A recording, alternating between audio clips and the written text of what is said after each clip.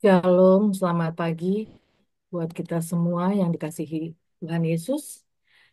Pagi hari ini bersyukur di hari yang baru, di hari yang indah sebelum kita masuk aktivitas kita lebih lagi. Walaupun kita semua sepertinya sudah pada mulai libur karena libur dari pemerintah, tapi kita mau menyiapkan hati kita mau fokus mendengarkan isi hati Tuhan akan apa yang ingin Dia kita renungkan pagi hari ini. Kita satu dalam doa. Bapa di surga, kembali kami datang mengucap syukur kepada Engkau, Allah yang mengasihi kami, Allah yang setia kepada semua ciptaan-Mu, Allah yang begitu peduli kepada kami, Tuhan, bahwa Engkau mengetahui kami membutuhkan Engkau setiap waktu, setiap nafas kehidupan kami. Terima kasih untuk anugerah nafas kehidupan yang boleh kami miliki pada pagi hari ini. Terima kasih juga ya Tuhan, karena kami boleh Kau kumpulkan dalam room Zoom ini Tuhan, untuk kami semua bersama-sama menikmati Tuhan akan hadirkan pujian dan ucapan syukur kami, baik itu melalui hamba-Mu Ira, Ibu Ira, atau oleh hamba-Mu Pak Kemal, Tuhan, biarlah ya Tuhan, Kau berkati, Kau ampuni terlebih dahulu kami, layakkan kami Tuhan. Ampuni segala dosa kami, sehingga kami layak dan pantas untuk menyembah Engkau, untuk memuji Engkau dalam pujian penyembahan kami, sehingga apa yang kami lakukan itu berkenan di hadapan-Mu dan menyenangkan Engkau. Tuhan, berkati setiap device jaringan internet kami, jauhkan segala gangguan dan kami mau patahkan segala serangan atau kuasa daripada si jahat yang akan mengganggu ibadah kami ini Tuhan. Ketika kami mau merenungkan firman-Mu, biarlah ya Tuhan dalam nama Yesus kami boleh fokus diam Tuhan di bawah kaki salib-Mu, mendengarkan akan isi hati-Mu yang menguatkan kami pada saat firman-Mu disampaikan oleh hamba-Mu, Ibu Fani. Kau berkati Tuhan, hamba-Mu ini setiap perkataan yang keluar dari mulutnya Tuhan adalah apa yang Engkau ingin kami semua dengar Tuhan. Berkati Ibu Fani, berikan hikmat, biarlah Roh Kudus-Mu memimpin Ibu Fani menangkap pesan-pesan yang ingin kami dengar Tuhan daripada Engkau. Berkati acara kami dari awal pertengahan hingga akhir. Biarlah ya Tuhan, khususnya pada saat kami diskusi nanti, kami semakin lebih bisa melihat dari setiap sudut pandang yang luas, sehingga kami bisa melihat akan makna daripada kebenaran firman-Mu yang akan kami dengar pagi hari ini. Kami bukan hanya dipuaskan, kami bukan hanya dikenyangkan Tuhan, tapi kami mencintai, semakin lebih lagi mencintai akan firman. Kami semakin lebih tahu Tuhan bahwa kami sangat membutuhkan akan firman-Mu yang menguatkan kami, yang meneguhkan iman kami, yang membangkitkan iman kami, bahkan yang menyembuhkan kami dari segala beban penyakit kami Tuhan. Biarlah ya Tuhan, apa yang kami lakukan pada pagi hari ini, ibadah kami kembalikan segala hormat, puji, dan kemuliaan hanya di dalam nama Yesus. Kami telah berdoa dan mengucap syukur. Amin.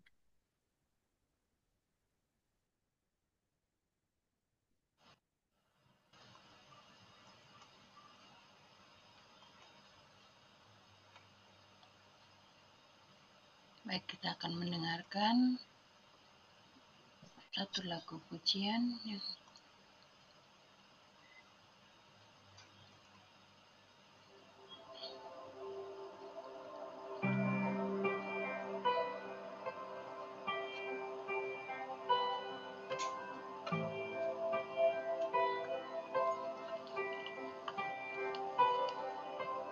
I just want to speak the name of Jesus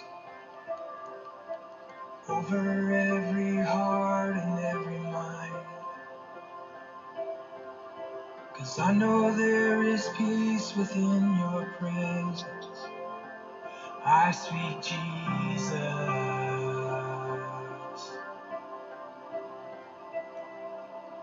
I just want to speak the name of Jesus till every dark addiction starts to break, declaring there is hope and there is freedom. I speak Jesus, 'cause your name is power, your name is healing, your name is life. Break every stronghold, shine through the shadows, burn like a fire. I just want to speak the name of Jesus over fear and all anxiety, to every soul held captive by depression. I speak Jesus. Your name is power, your name is healing, your name is life. Break every stronghold, shine through the shadows, burn like a fire. Shout Jesus from the mountains, Jesus in the streets, Jesus in the darkness over every enemy. Jesus for my family, I speak the holy name, Jesus.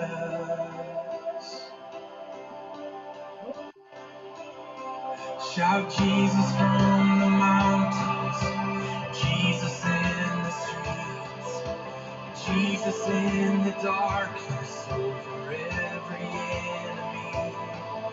Jesus for my family, I speak the holy name, Jesus.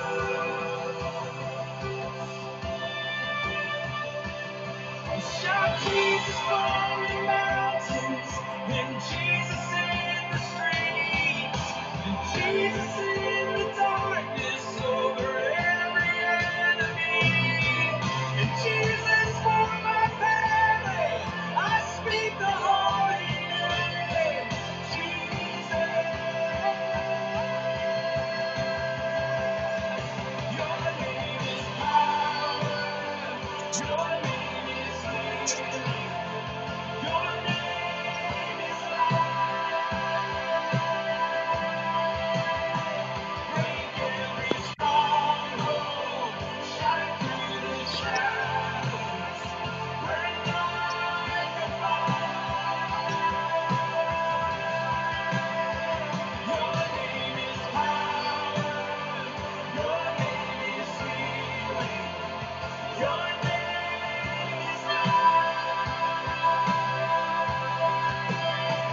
Break every stronghold, shine through the shadows, burn like a fire.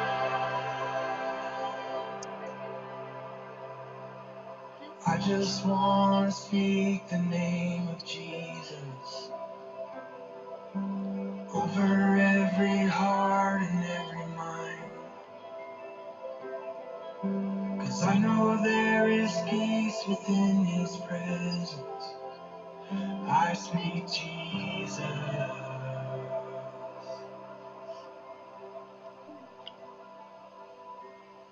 Amin, amin, amin. Baik, kita akan memasuki atau sharing firman Tuhan yang akan dibawakan oleh Bu Fani. Bentar ya, saya matiin dulu. Oke, kepada Bu Fani, kami persilahkan.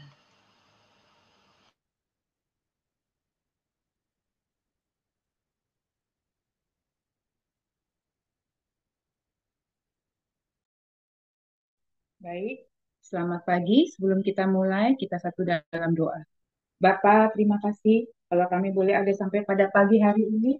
Itu karena kasih anugerah, kebaikan, penyertaan, dan pertolongan Tuhan yang luar biasa dalam hidup kami. Kami memulai ibadah pada pagi hari ini, Tuhan, sharingkan firman Tuhan, di mana kami telah menaikkan pujian penyembahan kami. Bela itu menjadi dupa yang harum, berkenan di hadirat-Mu, Bapa. Diberkati Ibu Ira Leni Lukulalan dan setiap semua yang sudah hadir, yang sudah sama-sama Tuhan kami menaikkan pujian penyembahan ini. Sebentar kami sharing firman Tuhan, Bapak, tutup bungkus kami pribadi lepas pribadi, teduhkan, tenangkan setiap hati pikiran kami. Apapun segala sesuatu yang bukan dari Tuhan, yang berusaha menggagalkan, mengganggu konsentrasi kami, mengintimidasi, roh-roh jahat di udara, kami gagalkan, patahkan dalam nama Tuhan Yesus. Kami serahkan awal sampai pertengahan dan akhirnya ibadah ini untuk kemuliaan nama Tuhan, dan bagi puji hormat nama Tuhan saja. Dalam nama Tuhan Yesus kami berdoa dan mengucap syukur. Haleluya, amin. Amin, baik. Selamat pagi semua yang sudah hadir pada pagi hari ini. Terima kasih kalau kita sudah sama-sama ada pada pagi hari ini. Kita mau sama-sama merenungkan firman Tuhan di pagi hari ini, di morning devotion ini. Biarlah kiranya semua apa yang kita dapatkan pada pagi hari ini oleh pertolongan Roh Kudus, kita dimampukan untuk menjadi pelaku-pelaku firman, meremanya, merenungkannya, dan masuk dalam hati kita, terremah dan tidak pernah tidak berbuah. Pasti semua firman Tuhan akan membuat itu berbuah di dalam hati dan pikiran kita oleh pertolongan Roh Kudus. Baik, kita akan mulai. Sebenarnya ayatnya itu puncaknya ada di 1 Petrus 2 ayat 24 dan 25. Tetapi kita akan baca biar sesuai dengan jadi relate ke bawahnya itu saya akan bantu baca dari ayat yang 19. Tapi sebenarnya dia yang saya mau kita pokok renungan pagi hari di morning devotion ini 1 Petrus 2 ayat 24. Tapi kita akan baca dari 19 sampai 25 dan saya akan membacakannya ya. 1 Petrus 2 ayat 19 sampai 25. Demikianlah firman Tuhan. Sebab adalah kasih karunia jika seorang karena sadar akan kehendak Allah menanggung penderitaan yang tidak harus ia tanggung. Sebab dapatkah disebut pujian jika kamu menderita pukulan karena kamu berbuat dosa? Tanda tanya. Tetapi jika kamu berbuat baik dan karena itu kamu harus menderita, maka itu adalah kasih karunia pada Allah. Luar biasa ya firman Tuhan. Baik, ayat ke-21. Sebab untuk itulah kamu dipanggil. Garis bawahi. Karena Kristus pun telah menderita untuk kamu dan telah meninggalkan teladan bagimu. Munya huruf kecil berarti kita semua. Supaya kamu mengikuti jejaknya. Nyanya huruf besar. Ayat 22. Ia tidak berbuat dosa dan tipu tidak ada dalam mulutnya. Ayat 23. Ketika ia dicaci maki, ia tidak membalas dengan mencaci maki. Ketika ia menderita, ia tidak mengancam. Tetapi ia menyerahkan kepada dia, huruf besar, Bapaknya, Allahnya, yang menghakimi dengan adil. Nanti kita belajarnya di 23 itu juga. Ayat 24. Ia sendiri telah memikul dosa kita di dalam tubuhnya di kayu salib, supaya kita, ini perhatiin, yang telah mati terhadap dosa, hidup untuk kebenaran, titik. Oleh bilur-bilurnya kamu telah sembuh. Nanti kita pelajari sama-sama. Ayat 25. Sebab dahulu kamu sesat seperti domba, tetapi sekarang kamu telah kembali kepada gembala dan pemelihara jiwamu. Baik, terima kasih Pastor Kemal, Bu Ira yang sudah share screen. Jadi kalau kita sama-sama mau belajar di sini, ayat ini kita bacanya sebenarnya yang perenungan kita, karena kita kan hari ini morning devotion. Jadi saya sebenarnya dapatnya itu remanya tuh di ayat 24. Tapi setelah saya baca lagi, saya renungkan, terus saya doa Tuhan, dari mana ya saya mulainya ini biar saya juga paham dan saya juga bisa relate dan itu juga apa ya, bisa dikatakan kita ini saat ini kan masuk Lent ya, jadi kita mau masuk dalam Jumat Agung nggak berapa lama lagi gitu. Akhirnya saya dapatkan ya udah dari 19 aja gitu. Ya, saya ya, mungkin yang lain nanti mungkin dari ayat 1. Saya juga baca dari awal, tapi saya pribadi saya pikir ya udah dari 19 walaupun sebenarnya saya pokok renungan saya di 24 tadi gitu. Karena dosa kita gitu kan. Dia sendiri telah memikul dosa kita gitu loh. Kitanya huruf kecil di dalam tubuhnya hanya huruf besar gitu. Jadi segala sesuatu yang kita lakukan itu ditanggungnya gitu loh. Jadi tapi kita belajar dari 19, kita mulai ya. Sebab adalah kasih karunia jika seorang karena sadar akan kehendak Allah. Allahnya Allah kita, Allah besar, menanggung penderitaan yang tidak harus ia tanggung. Ya, kita udah sama-sama tahu bahwa Tuhan Yesus pada saat dia ada di bumi, dia juga 100% manusia, ya ada human nature-nya ada, ilahinya ada, karena dia 100% Tuhan, dia anak Allah Bapa yang tunggal, yang mau turun ke dunia untuk kita semua. Di sini udah jelas kita sama-sama belajar ya. Kalau ada seseorang, di sini kan disebutnya gini, sebab adalah kasih karunia jika seorang ini huruf kecil, jadi saya dan kita semua dan semua yang mungkin akan mendengarkan melalui PBS Ministry ini.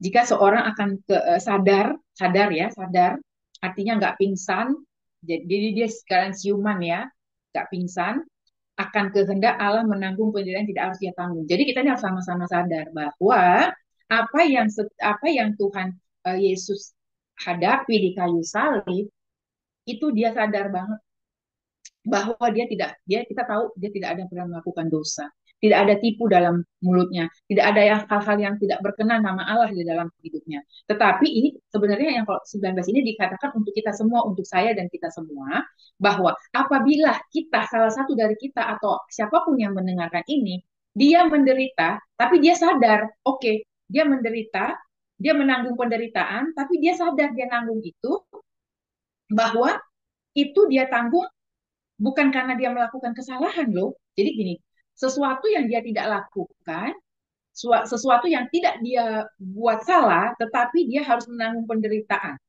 Karena itu disebutnya kasih karunia. Jadi ini ada relate dengan apa yang dilakukan oleh Rasul Paulus. Kita tahu Rasul Paulus itu adalah hamba Tuhan yang sangat luar biasa ya, Rasul yang luar biasa. Bahkan bisa dikatakan 3/4 dari perjanjian baru itu semua ditulis oleh Rasul Paulus. Jadi kalau di sini dikatakan saya agak ini juga di tanggal 19 ke 24 ini. Jadi agak banyak waktu yang mungkin saya renungkan di sini. Sebab adalah kasih karunia. Kok bisa ya dikatakan kasih karunia jika seorang dengan sadar akan kehendak Allah menanggung penderitaan yang harus dia tanggung. Jadi sesuatu yang seharusnya bukan bukan harus dia pikul, bukan dia harus tanggung, bukan dia harus menderita, tapi dia merasa itu adalah kasih karunia. Berarti ini relate dengan kata-kata saya pelajari lagi, hidup adalah bagi Kristus, mati adalah keuntungan. Karena di sini dia dengan sadar menanggung penderitaan yang seharusnya nggak dia tanggung. Ianya di sini seorang yang di sini huruf kecil gitu. Jadi ini bisa berlaku buat saya dan kita semua bahwa apa yang kita hadapi hari ini, kalaupun itu bukan karena kesalahan kita, bukan kita yang harusnya menanggung itu, bukan harusnya memikul itu, atau itu bukan tanggung jawab kita, tapi kita mengatakan ya Tuhan, ini adalah kasih karunia bagiku karena aku adalah pengikut Kristus. Jadi di sini luar biasa. Itulah bedanya kita dengan semua kepercayaan yang ada. Itulah bedanya kita sebagai pengikut Kristus. Itulah bedanya kita sebagai orang yang bisa dikatakan Kristen, Kristianos, pengikut Kristus, mengikuti jejaknya, karakter dan langkah-langkah hidupnya. Karena di sini dikatakan seharusnya dia nggak menanggung. Seorang itu seorang guru kecil ya, saya ulangi lagi. Jadi dia seharusnya tidak menanggung penderitaan itu, tapi dengan sadar dia mau menanggungnya dan mengatakan itu adalah kasih karunia.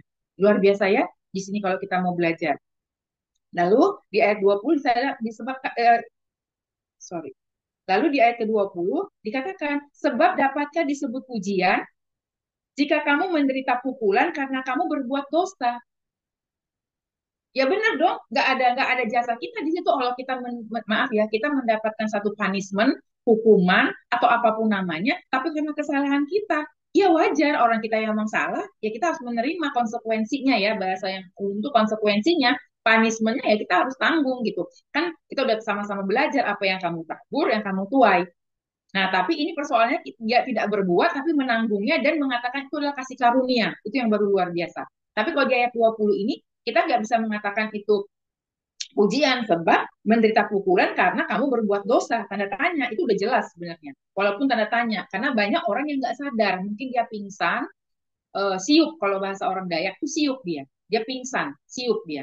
Jadi dia tahu sebenarnya dia berbuat dosa, dia tahu dia salah, dia tahu dia melakukan sesuatu kejahatan, tapi saat dia menerima punishment, menerima konsekuensi, dia masih tanya gitu loh.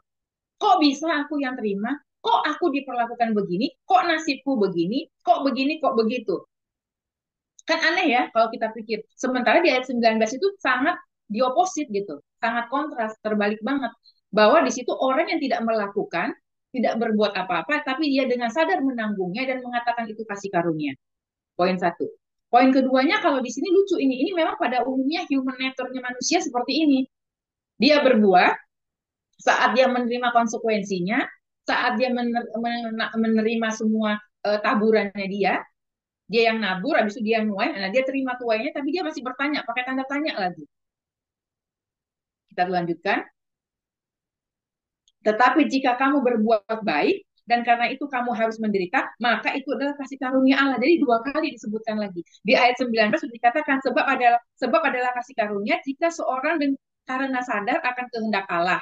Jadi dia tahu bahwa yang terjadi dalam hidupnya, di ayat 19 ya, yang terjadi dalam hidupnya, itu karena kasih karunia Allah bagi dia, kalau dia harus menanggung penderitaan itu, tapi dia sadar bahwa karena dia mengasihi Kristus, ini relate dengan yang kemarin juga, di yang doa di bukit itu ya, yang Matius 5 ayat 10. Berbahagialah orang yang menderita karena aniaya, karena kebenaran. Yaitu, ini relate juga ini dengan Matius 5 ayat 10 setelah saya renung-renungkan. Ada relate-nya. Bahwa dia tidak melakukan, tapi dia mau menanggung penderitaan itu dengan sadar, karena dia tahu itu kasih karunia Allah, karena hidup dalam kebenaran. Karena kita tahu, zaman ini kebenaran itu mahal. Kalau orang baik ada, banyak. Di mana-mana banyak. Kita nggak perlu jadi orang Kristen, banyak orang lebih baik dari orang Kristen. Kita sadar itu. Lebih banyak orang baik melebihi orang yang KTP-nya Kristen, banyak orang yang lebih baik. Kalau baik. Tapi di sini dikatakan bukan baik, benar, kebenaran. Karena kebenaran itu adalah milik Kristus Yesus. Karena cuma satu-satunya pribadi yang tidak pernah kedapatan tidak benar, itu hanya Kristus Yesus Tuhan. Karena itu dia firman mengatakan, kalau orang hidup dalam kebenaran, maka kebenaran itu yang akan memerdekakan hidupnya. Karena kita hidup dalam kebenaran firman Tuhan Yesus, versinya Tuhan, kita akan dimerdekakan dalam segala sesuatu. Kita sama-sama belajar. Jadi relate dengan ayat ini. Yang ke-20 ini dikatakan diulang lagi. Kalau dengan kesalahan kita menanggungnya, menanggung pukulannya, dalam arti itu punishment, konsekuensi, akibat, tuayan kita nggak usah repot karena kita yang nabur kejahatan itu, nabur dosa, nabur perbuatan yang tidak berkenan, kita nerima pukulannya. Tapi di sini katakan lagi, diulangin lagi, ini untuk mengkonfirmasi 19 itu penting banget bahwa tetapi jika kamu berbuat baik dan karena itu kamu harus menderita, maka itu adalah kasih karunia Allah. Kita udah baik hidup dalam kebenaran, tapi kita mendapatkan penderitaan atau menderita, itu baru kasih karunia. Luar biasa ya. Jadi memang kalau kita mau belajar di sini, hidup dalam kebenaran versinya Tuhan Yesus, hidup dalam kebenaran menurut Alkitab, itu beda dengan kebenaran atau baik menurut versinya dunia. Sangat terbalik. Kalau di dunia ini kamu jahat, kasarnya gini, lu jual, gua beli, bahkan gua bayarnya cash keras, nggak pakai kartu kredit, nggak pakai cicil, dibayar lunas cash keras gitu.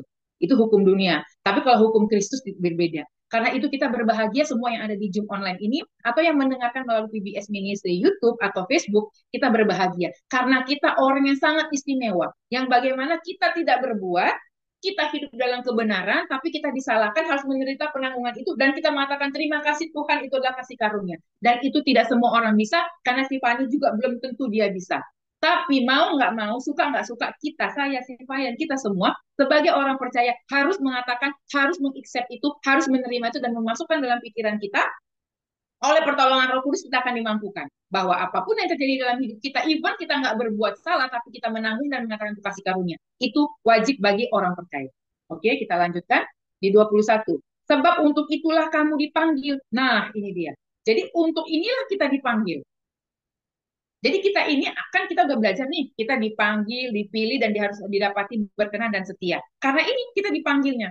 Luar biasa kan? Jadi kita dipanggil ini untuk tadi berani menanggung penderitaan dengan sadar dan mengatakan itu kasih karunia walaupun bukan kita yang berbuat. Jadi nggak usah heran kalau kita mengatakan aku udah berdoa, aku udah puasa, aku udah menabur, aku udah nolong orang, aku udah ini. Kok masih ya dia ngomongin saya? Kok dia masih fitnah saya? Kok masih menusuk dari belakang? Gak usah repot. Kita buka aja di 1 Petrus 2 ini. Kita baca dari ayat yang pertama. Nanti kita relate ketemu yang masing-masing ketemu nanti di mana. Mungkin saya Elizabeth Fani ketemu dari 19 sampai 25. Mungkin nanti Pastor Kemal, Bu Weni, Bu Ira mungkin terimanya remanya beda-beda. Nanti mungkin Mami terimanya beda-beda. Seperti itu. Karena di sini dikatakan, sebab itulah kamu dipanggil. Jadi kita dipanggil ini tujuannya beda dengan orang-orang yang ada di tempat lain.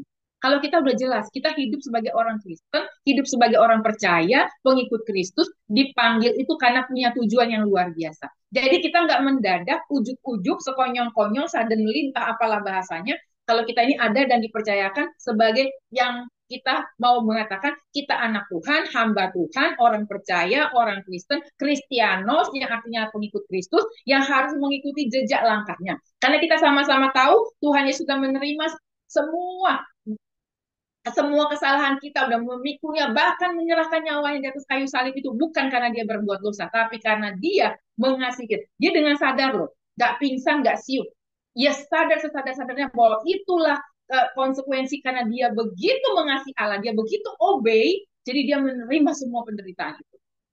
Jadi kalau kita ada orang Kristen yang masih menerima aniaya hari ini kita masih mengeluh, kita perlu mempertanyakan juga, termasuk yang saya yang lagi bicara ini. Karena saya ini bicara bukan untuk orang yang di luar sana, untuk saya khususnya. Kalau karena saya juga orangnya sering banget mengeluh, manja, banyak permintaan, komplain, ina itu. Jadi ini sangat menempelak saya. Jadi ternyata saya Elizabeth Fani ini ada sebagai orang percaya sampai hari ini karena ini saya dipanggil ternyata. Karena dipanggil, karena Kristus pun telah menderita untuk kamu, untuk menderita untuk kamu, dan telah meninggalkan teladan bagimu. Jadi kita nggak usah gede kepala, atau si Fani itu nggak usah merasa dia hebat atau apapun, bisa melakukan ini dan itu. Enggak, karena Tuhan Yesus sudah terlebih dahulu. Jadi Tuhan kita ini luar biasa. Dia nggak cuma mengatakan kita harus ini, harus seperti ini, harus mau menderita. Enggak, karena apa? Dia sudah meneladani terlebih dahulu. Dia sudah memberikan contoh lebih dahulu.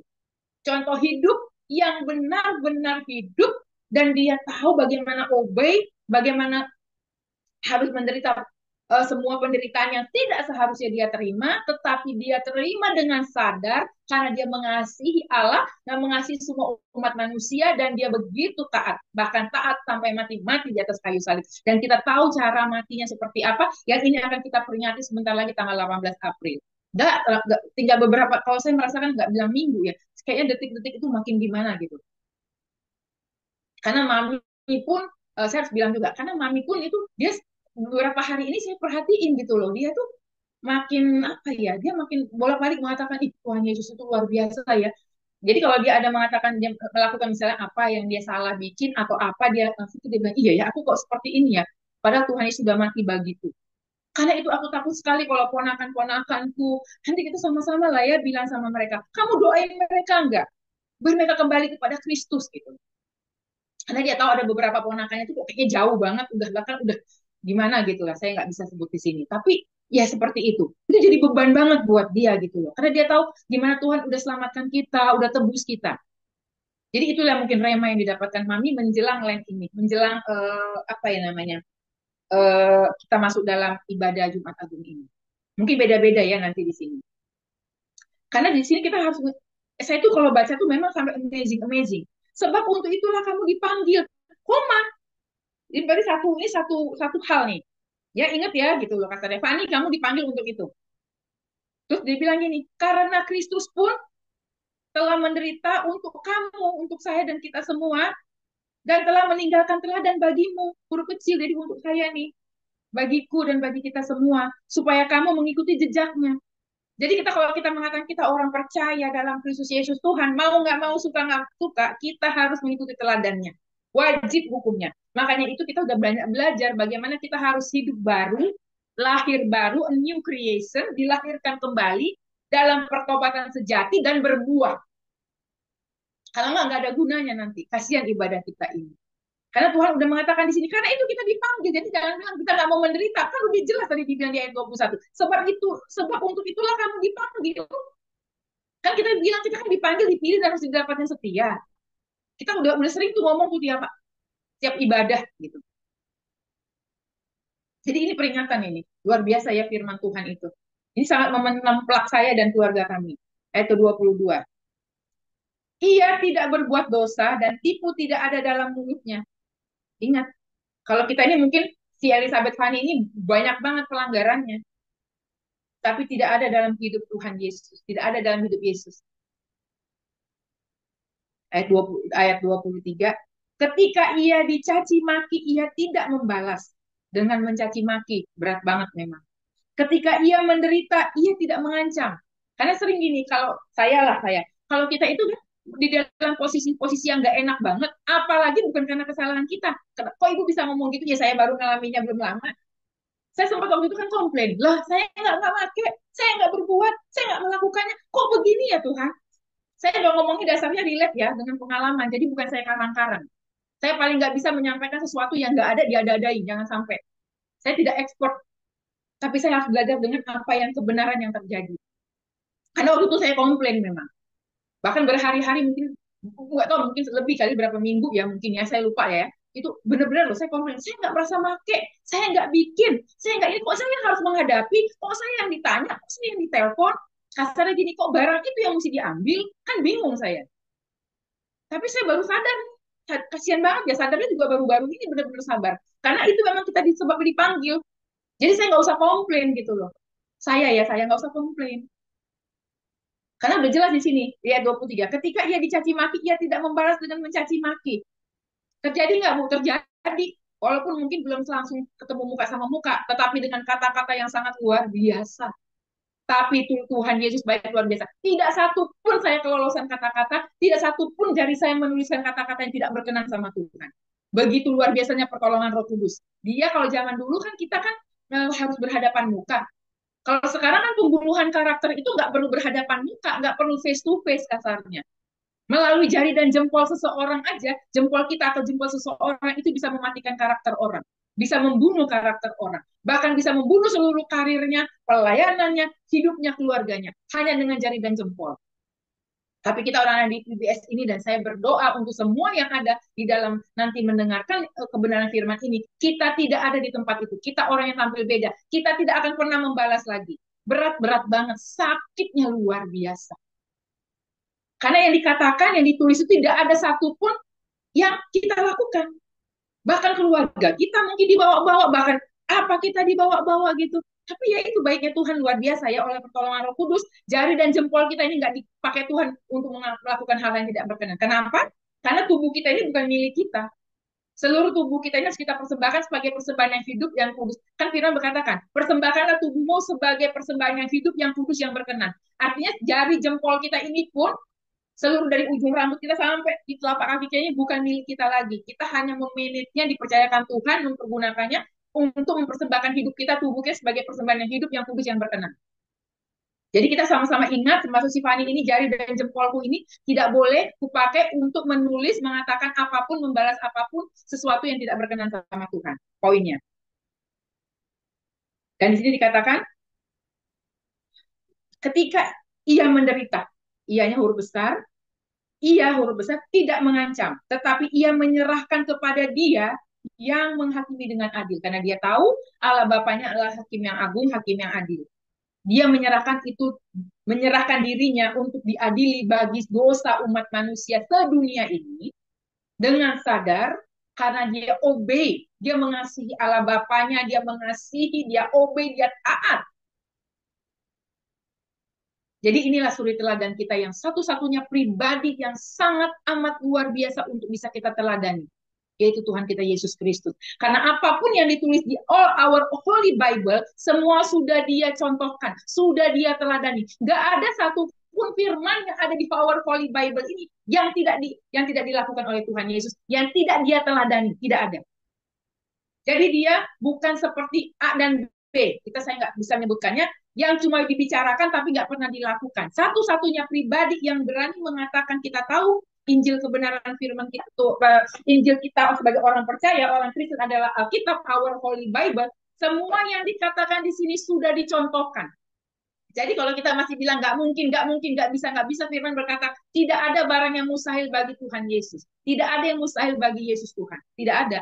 Karena apa? Dia sudah lakukan dan waktu dia melakukan itu masih dia human, nature-nya natur manusia. Menderita di kayu salib itu bukan udah jadi roh belum, dia masih tubuhnya aja terkoyak, tercabik. Bahkan kita udah sama-sama dengar keringatnya sudah keringat darah karena udah nggak ada air, nggak ada cairan lagi dalam tubuhnya. Jadi kalau kita masih memperkarakan, kalau bahasanya Mami dan bahasa di rumah ini yang remeh-temeh, Mami sering banget ingetin saya, kamu tuh hal yang remeh-temeh aja masih protes. Bener. Kadang-kadang kita bener, saya ya, sering banget gitu loh, terjegal, terganjal, apa ya, kasarnya jatuh gitu, kepleset gitu, hal yang remeh-temeh yang seharusnya nggak usah ada gitu loh. Saya sama kadang-kadang malu banget sama Tuhan, malu banget sama Mami, sama anak saya, sama keluarga ini. Kenapa ya tadi saya memperkatakan, kernik-kernik ya bahasa orang Jawa tuh yang remeh-temeh yang nggak jelas itu loh. Karena kita udah tahu gitu, kita itu fokusnya kan hidup kita di sini sementara. Kita ini semua akan udah kita nih ya semua saya dan kita semua yang hadir di sini bahkan yang ada di YouTube sebagai orang percaya kita tahu kita tuh udah pegang boarding pass. Tinggal mau masuk on board yang nanti tinggal nunggu flightnya kapan, jamnya, detiknya. Nggak seorang pun yang tahu, tapi kita tuh semua udah on board ke. Bukan makan bahkan bukan pegang boarding pass, kita ini sudah on board. Kita nggak tahu detiknya kapan kita mau take off gitu loh. Karena kita tahu rumah kita bukan di sini, kita bukan berasal dari sini. Di sini kita hanya menumpang, itu yang ngomong Alkitab, bukan saya. Karena rumah kita, our final destination not here. Kita ada di kingdom of God. Siapa yang bilang firman Tuhan? Karena itu saya sudah sekarang sedang memperkarakan kepada diriku. Belakangan ini saya ada juga sih kalau misalnya ada apa, itu saya masih jawab-jawab. Tapi kadang-kadang saya nggak jawab lagi gitu loh. Saya udah berusaha kita kan sama-sama tahu ya, kita baca di Amsal ya. Ini kan relate dengan ayat ini ya. Di Amsal mengatakan banyak berkata-kata, banyak pelanggaran. Sedikit berkata-kata, sedikit pelanggaran. Karena apa? Naturnya manusia, kebanyakan tuh ngomong dulu baru dipikir. Padahal Alkitab mengatakan, Amsal mengatakan, berpikir dulu baru berkata-kata. Tapi si Fani berkata-kata dulu baru mikir. Jadi kebanyakan berkata-kata. Jadi banyak kata-kata, banyak pelanggaran. Yang ngomong apa? Firman Tuhan. Oke, kita karena waktu jalan terus, kita masuk di puncaknya di ayat ke-24.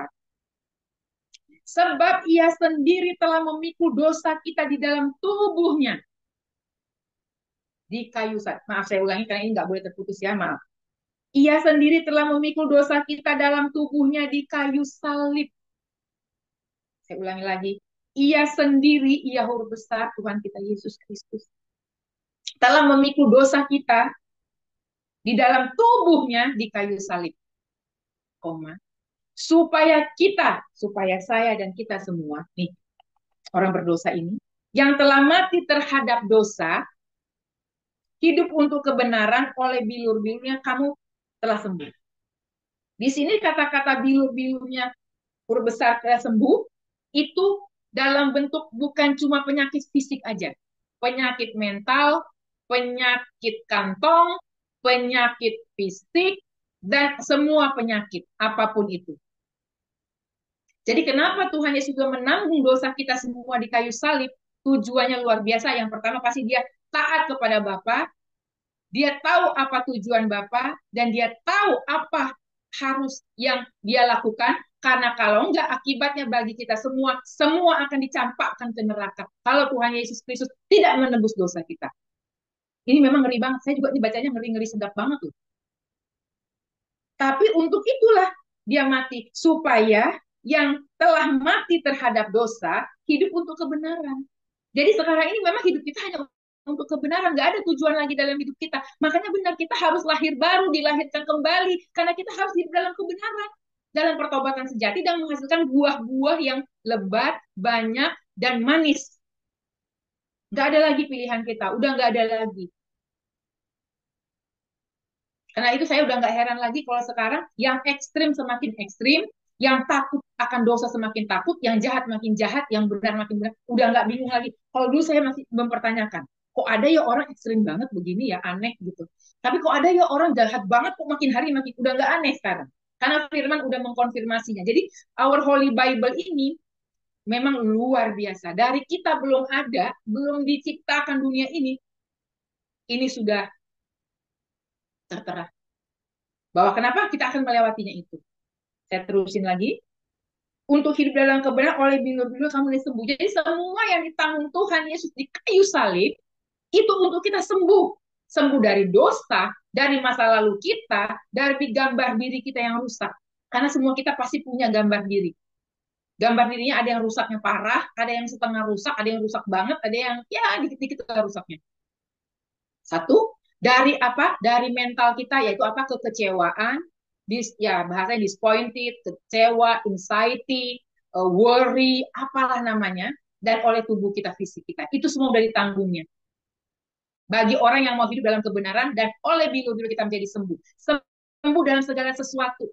Sembuh dari hidup kita yang lama, bebas, bebas dari belenggu, kuasa gelap, apapun namanya, sakit penyakit, pikiran kita kah, tubuh kita kah, keuangan kita kah, keluarga kita kah, semua apapun yang kusut, yang rusak, yang jahat, yang gak bagus, yang sampah, yang kita bisa katakan skubalon itu, semua udah dibayar lunas. Tinggal kita sekarang harus hidup dalam kebenaran dan kita pasti sembuh. Sembuh dalam segala sesuatu. Apapun itu bentuknya musim hidup kita. Baik tak baik yang saat ini kita hadapi, kita pasti sembuh. Pasti disembuhkan, pasti dipulihkan, pasti kita bisa selama kita hidup dalam kebenaran sesuai firman Tuhan, versinya Tuhan, bukan versinya dunia. Karena semua yang ada di dunia ini itu adalah semua yang the opposite with our Holy Bible. Semua yang di dunia ini. Karena menurut orang dunia bodoh, tapi itu adalah yang manis di mata Tuhan. Buat dunia itu baik, belum tentu sesuai dengan versi Allah. Karena itu kita sama-sama tahu, karena itu tuh firman berkatakan kita bukan berasal dari sini. Kita cuma menumpang. Tapi kan kita masih hidup di bumi, Bu, nginjak bumi, iya. Kita fisik kita nginjak bumi, tapi gaya hidup kita, pikiran kita, cara kita mengambil keputusan, cara kita berkata, bersikap, berpikir, berbuat, apapun harus sesuai dengan versinya Tuhan. Kok bisa? Karena dia sudah meneladani terlebih dahulu. Puncaknya di ayat 25. Sebab dahulu kamu sesat seperti domba, tetapi sekarang kamu telah kembali kepada gembala dan pemelihara jiwamu. Amin. Karena kita tahu, kita dulu sesat, tapi saat kita hidup dalam kebenaran, dilahirkan kembali, hidup dalam pertobatan, menghasilkan buah-buah, kita kembali kepada gembala agung kita, yaitu Tuhan kita Yesus Kristus. Jadi untuk memasuki tahap-tahap kita masuk ke Jumat Agung ini, yuk mari kita sama-sama kembali kita kepada our Holy Bible, bahwa kita tahu apa tujuan kita dipanggil, kenapa kita menghadapi ini dan itu, cara respon kita harus seperti apa, menyikapinya seperti apa, dan untuk apa. Kita udah tahu di sini. Karena kita dipanggil emang untuk itu. Karena kita sudah diteladani terlebih dahulu, dan pasti oleh pertolongan Roh Kudus kita dimampukan. Mungkin tiap orang prosesnya beda, yang dihadapi beda-beda, salibnya beda-beda, karena Pastor Kemal udah mengatakan, Bu Weni juga udah berapa kali mengatakan, Bu Ira juga saya pernah dengar, bahwa setiap orang tuh beda-beda yang dia tanggung. Karena apa? Tuhan kita tahu, dia tidak akan memberikan kepadaku dan kepada kita semua melebihi apa yang sanggup kita pikul, kita cakap, kita tanggung. Nggak mungkin. Semua orang tuh ukurannya, size-nya udah persis. Jadi kalau bisa dikatakan itu perfect. Karena apa? Itu ukuran perfectnya itu bukan kita yang mengukur, karena itu ukuran timbangan dari Tuhan. Jadi perfect. Salibku, salibmu, musimmu, musimku, itu semua udah Tuhan tahu. Itu sudah diukur sesuai dengan apa yang dapat kita masing-masing untuk melewatinya, menanggungkannya, dan bisa dikatakan melakukannya semua. Hati-hati ya.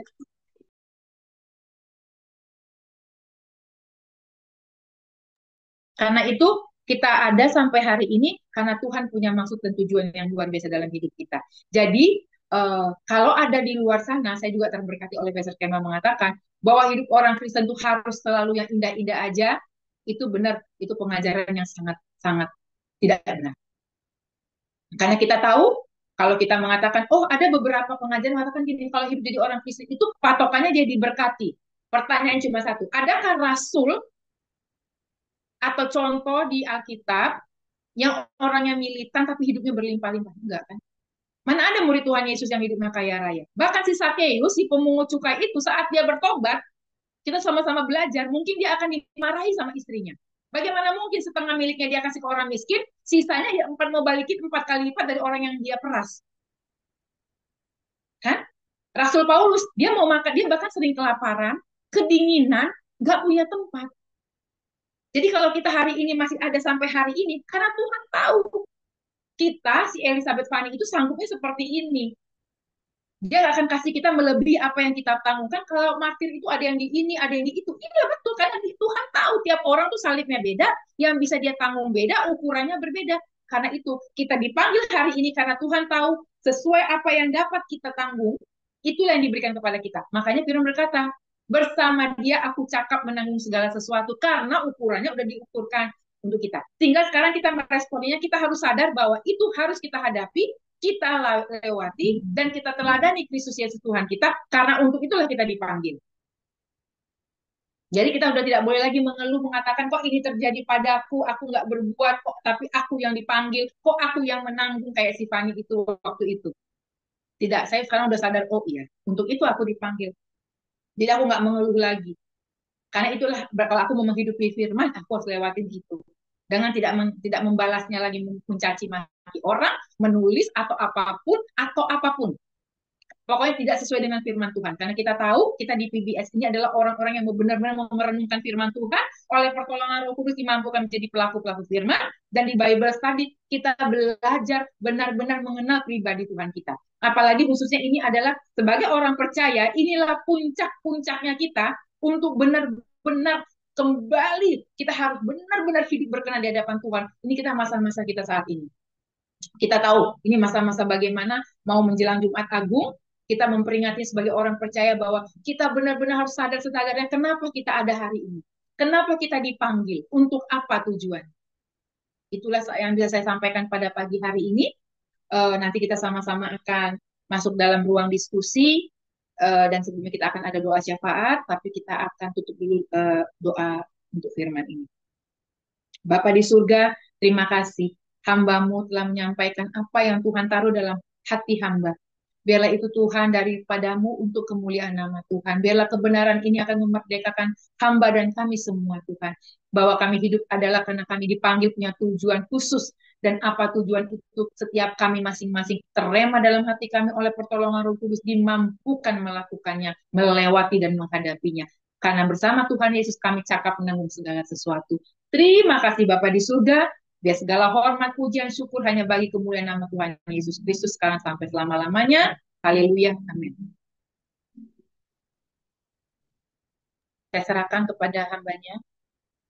Oke, terima kasih Ibu Fani untuk firman yang luar biasa, yang kembali mengingatkan kita akan panggilan awal kita.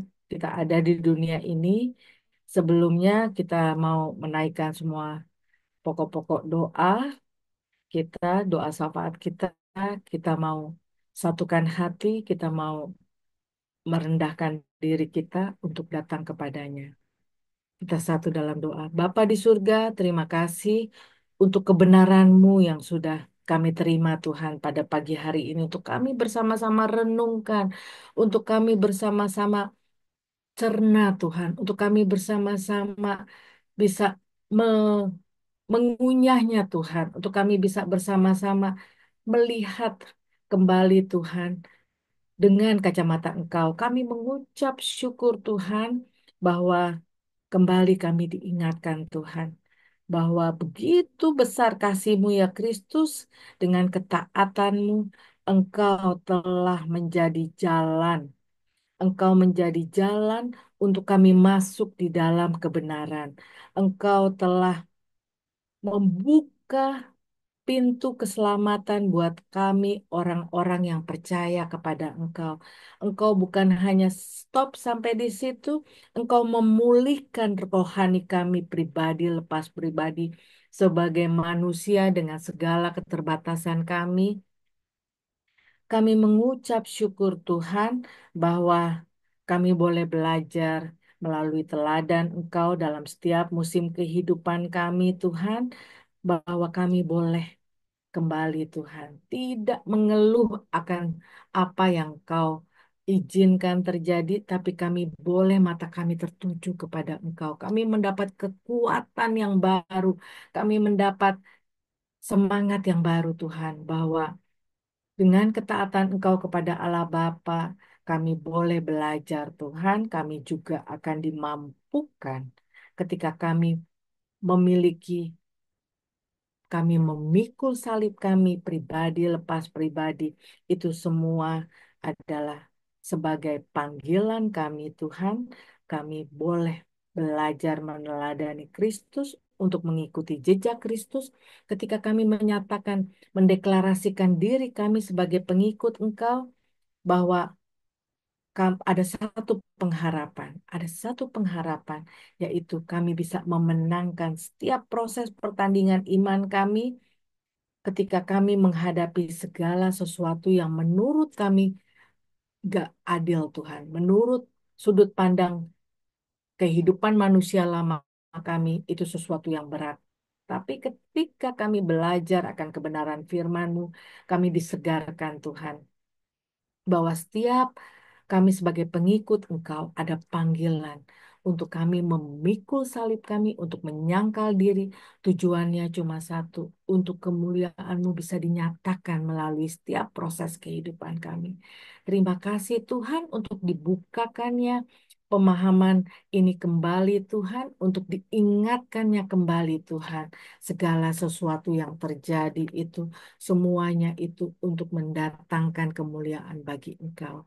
Tuhan, saat ini kami mengucap syukur untuk PBS, yaitu sarana yang Kau pakai untuk memberitakan kebenaran.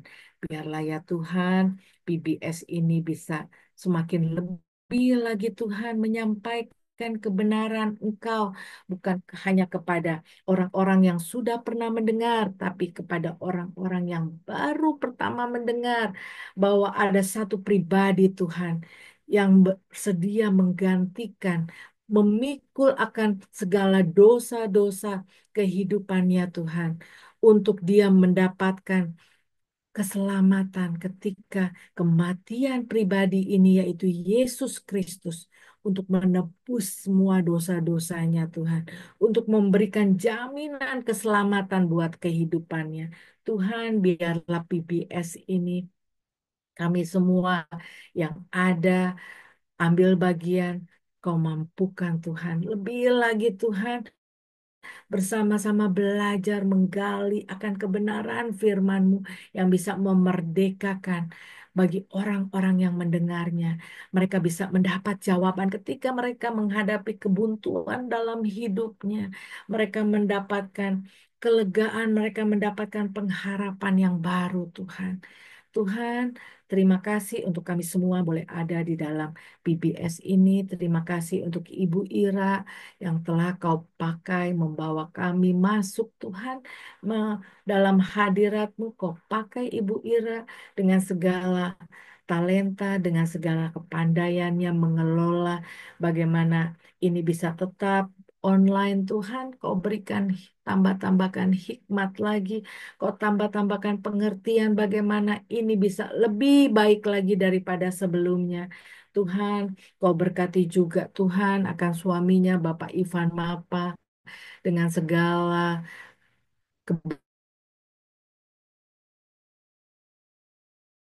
kebaik, kebenaran firman Tuhan ini bisa disampaikan di online ini, Tuhan. Kau berkati dalam pekerjaannya, walaupun di masa liburnya dia tetap bisa bekerja secara online, Tuhan, dengan Zoom atau apapun. Kau berkati Bapak Ivan Mapa, biarlah Bapak Ivan Mapa Kau pakai luar biasa. Kau memberkati dia dalam pekerjaannya, di dalam mencari merekrut pegawai atau apapun, Tuhan. Biarlah Bapak Ivan Mapa tampil beda di hadapan bos, di hadapan rekan-rekannya, bahkan juga Tuhan di tengah keluarga besarnya yang belum mengenal Kristus. Biarlah kehidupan Bapak Ivan Mapa boleh menjadi kesaksian yang hidup, boleh menjadi suratanmu yang terbuka sehingga mereka rindu mengenal akan pribadi Tuhan daripada Bapak Ivan Mapa. Berkati akan anak-anak, menantu, menantu dan cucu-cucu dari Ibu Ira, Tuhan, dan berkati segala pekerjaan pelayanan mereka di tengah keluarga besarnya. Mereka juga bisa menjadi berkat buat mereka dimanapun mereka berada. Terima kasih Bapa di surga, terima kasih untuk hambamu Ibu Fani yang taat Tuhan. Ketika firman-Mu Tuhan eh, harus disampaikan pada pagi hari ini tentang keteladanan Engkau yang bisa kami tiru Tuhan ketika melewati proses penggantian memikul salib dosa-dosa kami. Terima kasih Tuhan. Tuhan, terima kasih juga untuk kesaksian kehidupannya. Biarlah Tuhan, Ibu Fani, Kau pakai semakin luar biasa lagi, semakin lebih peka lagi Tuhan menangkap isi hatimu, semakin dimampukan Tuhan menjadi pelaku akan kebenaran-Mu. Berkati Ibu Fani dengan segala talenta, dengan segala tanggung jawab, sebagai ibu, sebagai anak, sebagai kakak, sebagai tante, sebagai ipar, bahkan dimanapun dia berada Tuhan, dia boleh Kau pakai untuk kemuliaan namamu. Berkati Tuhan, apa yang menjadi kerinduan dan pergumulannya, kami percaya Tuhan, kasih kemurahan-Mu, karuniamu memampukan Ibu Fani yang matanya tertuju kepada Engkau, matanya yang fokus kepada teladan daripada Kristus. Kami percaya Ibu Fani bisa keluar dari setiap proses naik level imannya bersama dengan Engkau, karena Ibu Fani bisa cakap karena kemurahan dan pertolongan Engkau yang sudah memberikan teladan buat kehidupannya. Kami juga menyerahkan akan Mami Tina Diana sebagai orang tua kekasih kami di sini. Tuhan, begitu banyak kehidupan yang sudah bisa kami teladani dari kehidupan Mami Tina. Kami percaya Mami Tina pun mempunyai pattern Tuhan, patternnya itu kehidupan daripada Kristus. Tuhan, biarlah Mami Tina di masa usia indahnya terus Tuhan bisa menyenangkan Engkau, memuliakan Engkau dari apapun yang dilakukan, dari apapun yang diperkatakan. Mami Tina bisa menjadi teladan, memberikan semangat bukan hanya kepada anak-anak, kepada menantu, cucu, keponakan, tapi juga kepada kami yang di room Zoom ini maupun yang mendengar di YouTube maupun di media online lainnya, Facebook atau apapun, sebagai orang tua yang sudah banyak melewati setiap proses kehidupan, Mami Tina tetap bisa juga memberikan, mewariskan imannya Tuhan kepada kami semua yang mendengar.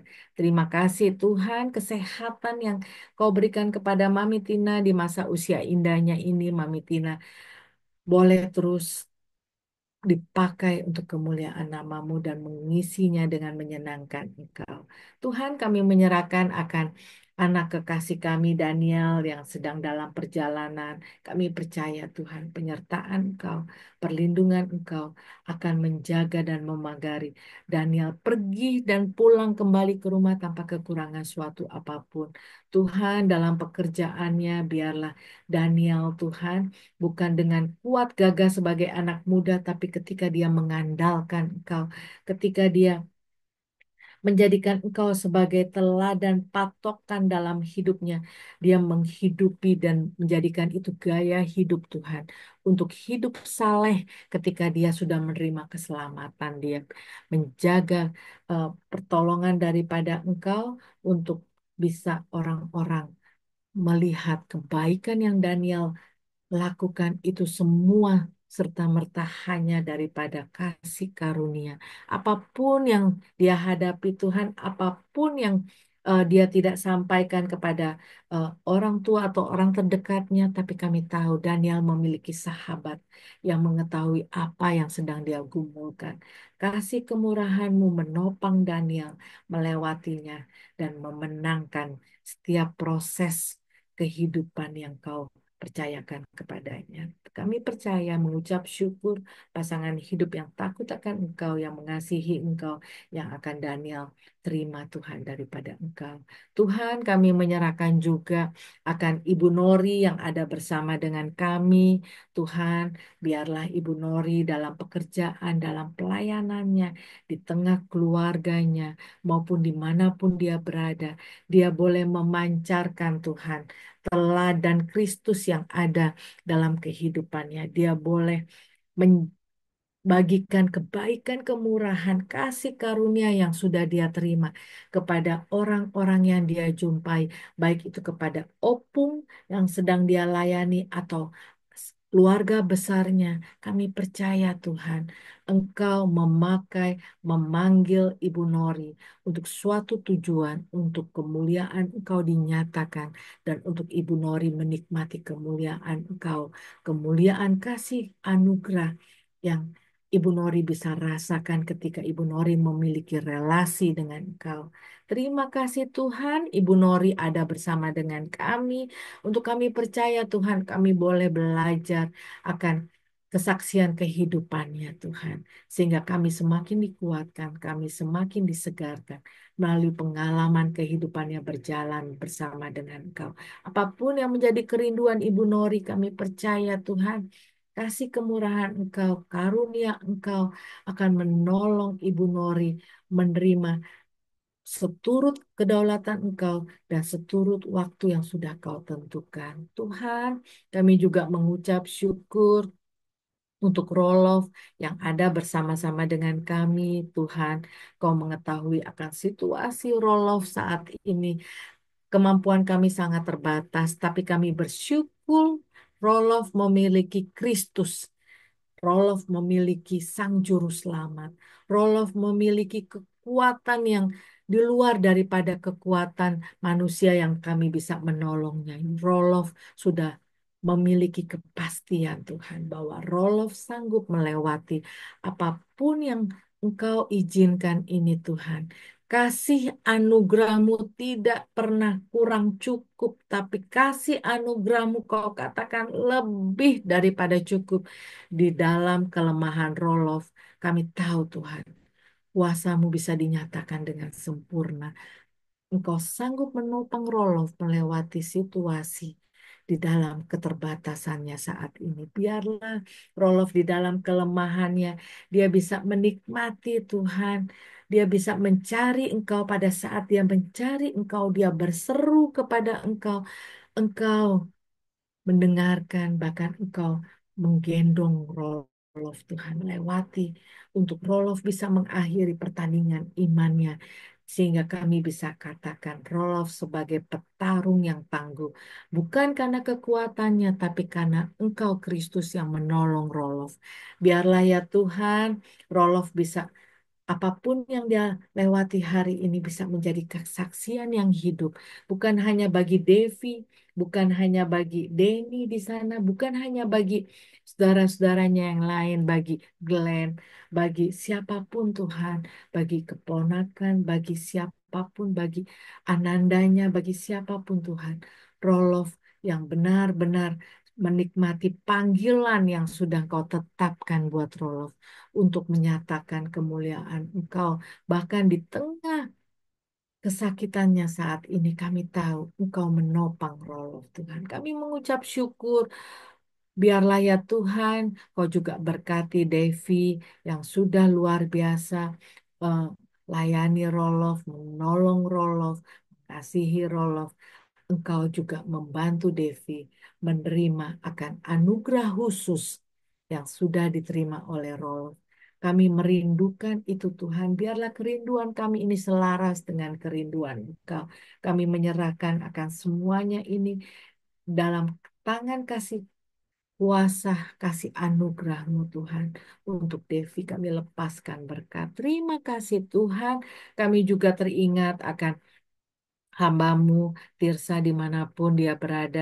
Tuhan, Kau yang mengetahui situasinya, segala apapun yang menjadi kendala dalam kehidupannya untuk bisa bergabung dengan kami, belajar bersama-sama, mengupas akan kebenaran firman-Mu. Biarlah ya Tuhan, Engkau yang mengetahui, Engkau yang akan menolong hamba-Mu Tirsa, Bung Kris, Kesia, bahkan Leni dan Harvey. Tuhan, Engkau yang memberkati mereka. Berkat yang kami terima, Tirsa dan keluarga besarnya juga akan terima.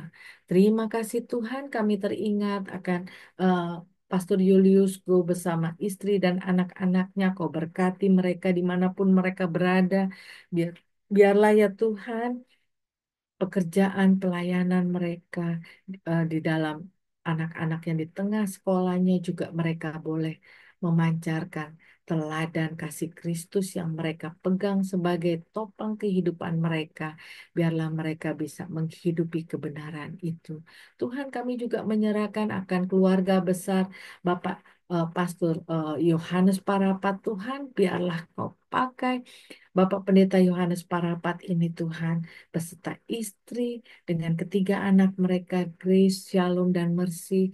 Tuhan, biarlah Kau pakai keluarga ini menjadi keluarga ilahi, keluarga yang cinta Kristus, keluarga yang takut akan Kristus. Biarlah Kau pakai keluarga ini untuk melayani Engkau sehingga kemuliaan-Mu bisa dinyatakan, bisa menjadi teladan bagi orang-orang yang mereka temui, bukan karena kebaikan mereka bukan karena kekuatan mereka, tapi karena mereka meneladani Kristus dalam kehidupannya.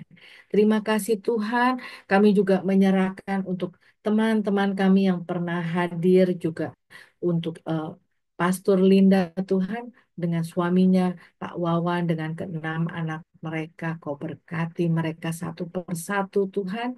Kami percaya berkat yang kami terima, Engkau juga akan mencurahkan kepada mereka dalam pekerjaan, pelayanan, pendidikan mereka. Biarlah ya Tuhan, Kau pakai luar biasa keluarga ini untuk kemuliaan nama-Mu. Kami menyerahkan Tuhan, bangsa dan negara kami. Tuhan, kami rindu bangsa dan negara kami ini Tuhan dilawat kemuliaan-Mu dinyatakan. Tidak ada satupun provinsi atau kota yang luput dari kemuliaan-Mu dinyatakan. Kami rindu Tuhan, kami sebagai anak-anak-Mu yang ada di dalam bangsa dan negara ini, beserta para pemimpin dari pucuk pimpinan presiden bahkan sampai yang terendah RT RW sekalipun Tuhan. Kau pakai Tuhan untuk kami semua boleh ada dalam panggilan Engkau untuk bangsa dan negara ini menjadi bangsa yang lebih baik, bangsa yang lebih maju Tuhan, bangsa yang hidup adil, merata, hidup yang bangsa yang lebih diberkati lagi Tuhan, maju, bangsa yang eh, semuanya merata bagi rakyat kami Tuhan. Kami mengucap syukur mata Engkau tertuju akan bangsa dan negara kami. Tuhan, sebelum kami tutup doa syafaat kami mau naikkan doa seperti yang sudah Engkau ajarkan kepada kami, yaitu doa Bapa kami. Bapa kami yang ada di surga, dikuduskanlah namamu, datanglah kerajaanmu, jadilah kehendak-Mu di bumi seperti di surga. Berikanlah kami pada hari ini makanan kami yang secukupnya, dan ampunilah kami akan kesalahan kami, seperti kami juga mengampuni orang yang bersalah kepada kami. Jauhkanlah kami dari segala cobaan, dan karena Engkaulah yang punya kerajaan, kuasa, dan kemuliaan sampai selama-lamanya. Amin. Silakan doa berkat oleh hambanya Ibu Fani. Baik, terima kasih Ibu Dr. Weni.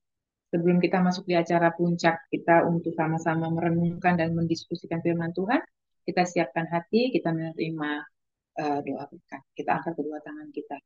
Diberkatilah setiap orang yang merenungkan firman dan Taurat Tuhan siang dan malam, yang merenungkannya dan oleh pertolongan Roh Kudus dimampukan untuk menjadi pelaku-pelaku firman. Apapun yang dia pikirkan, dia kerjakan hanya untuk kemuliaan nama Tuhan, dan dalam seluruh kehidupannya akan diberkati Tuhan, mulai sekarang sampai Maranatha Tuhan Yesus datang kali yang kedua. Setiap kita yang sudah diberkati dan menerima berkat, kita sama-sama katakan, amin.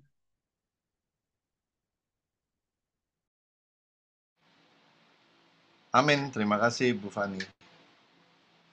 Firman yang luar biasa Jadi hari ini kita akan membahas firman Tuhan dari ayat berapa ya? 18 sebetulnya sih sampai 25.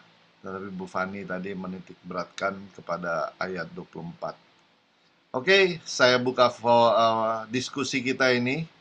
Saya nggak mulai duluan.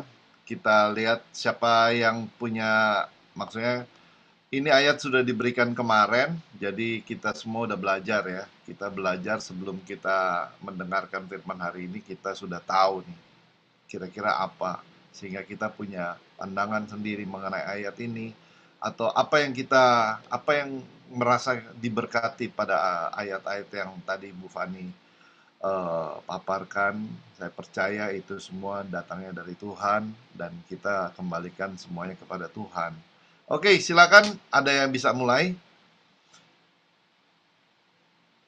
Saya mulai dari Bu Weni deh. Pertama.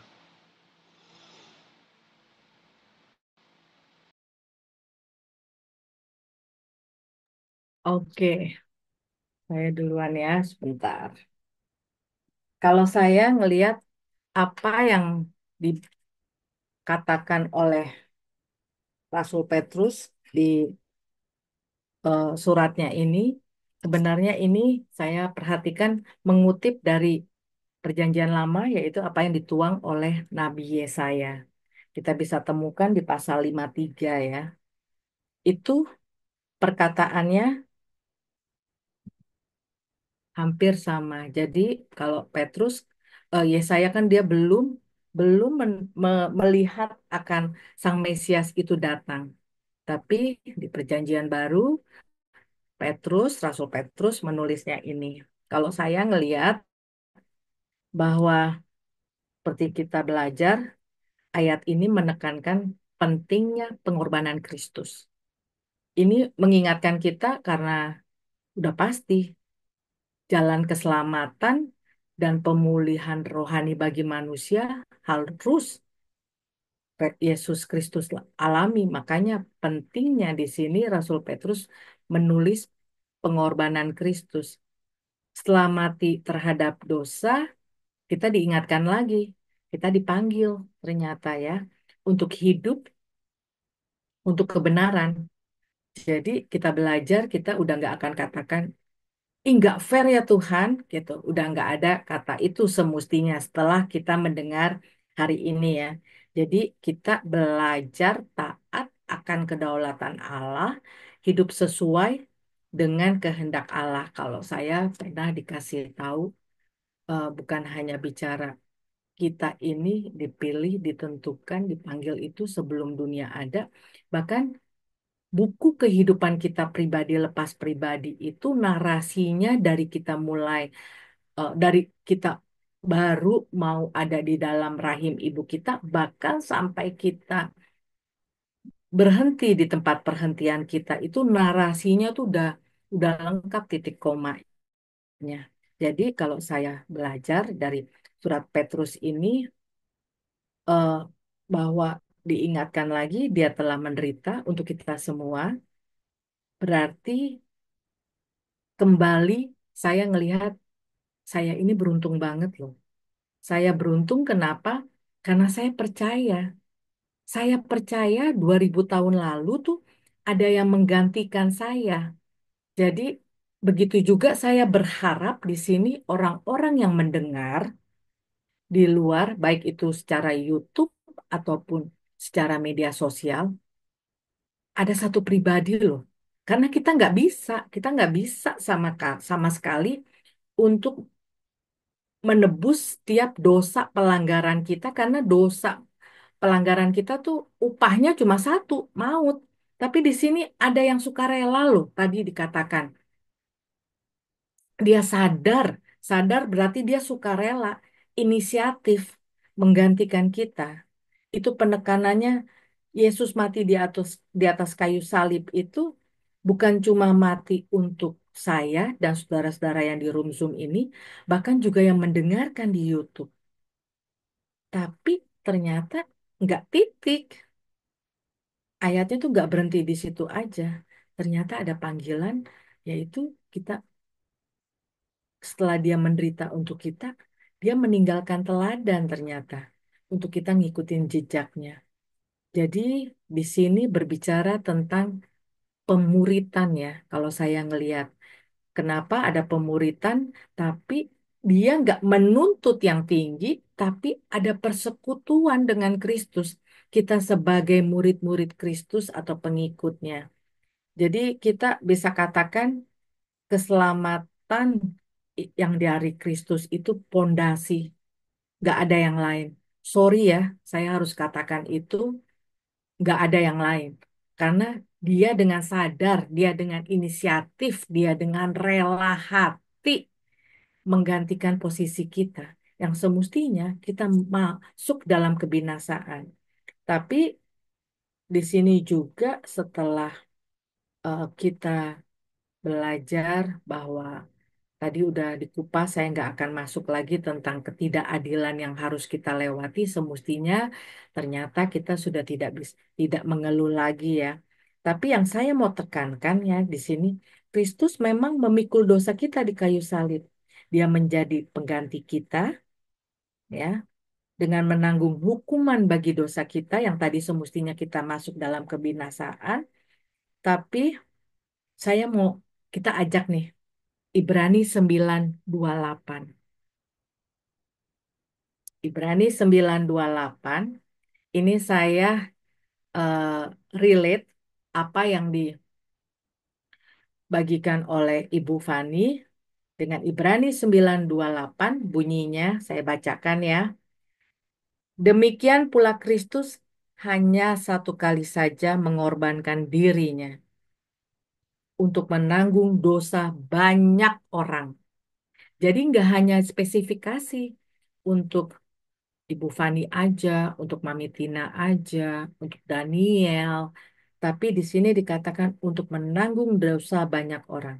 Sesudah itu ia akan menyatakan dirinya sekali lagi tanpa menanggung dosa untuk menganugerahkan keselamatan kepada mereka yang menantikan dia.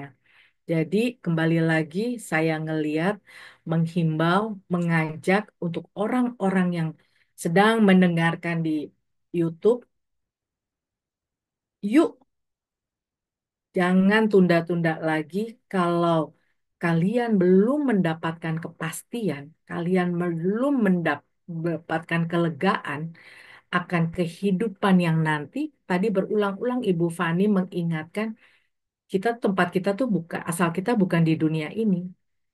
Kita ini cuma sementara, tapi ada yang nanti menanti kehidupan kekal kita. Sekarang pilihannya di kita. Mau, karena dikatakan di sini, Kristus itu cuma satu kali mengorbankan dirinya untuk menanggung dosa banyak orang.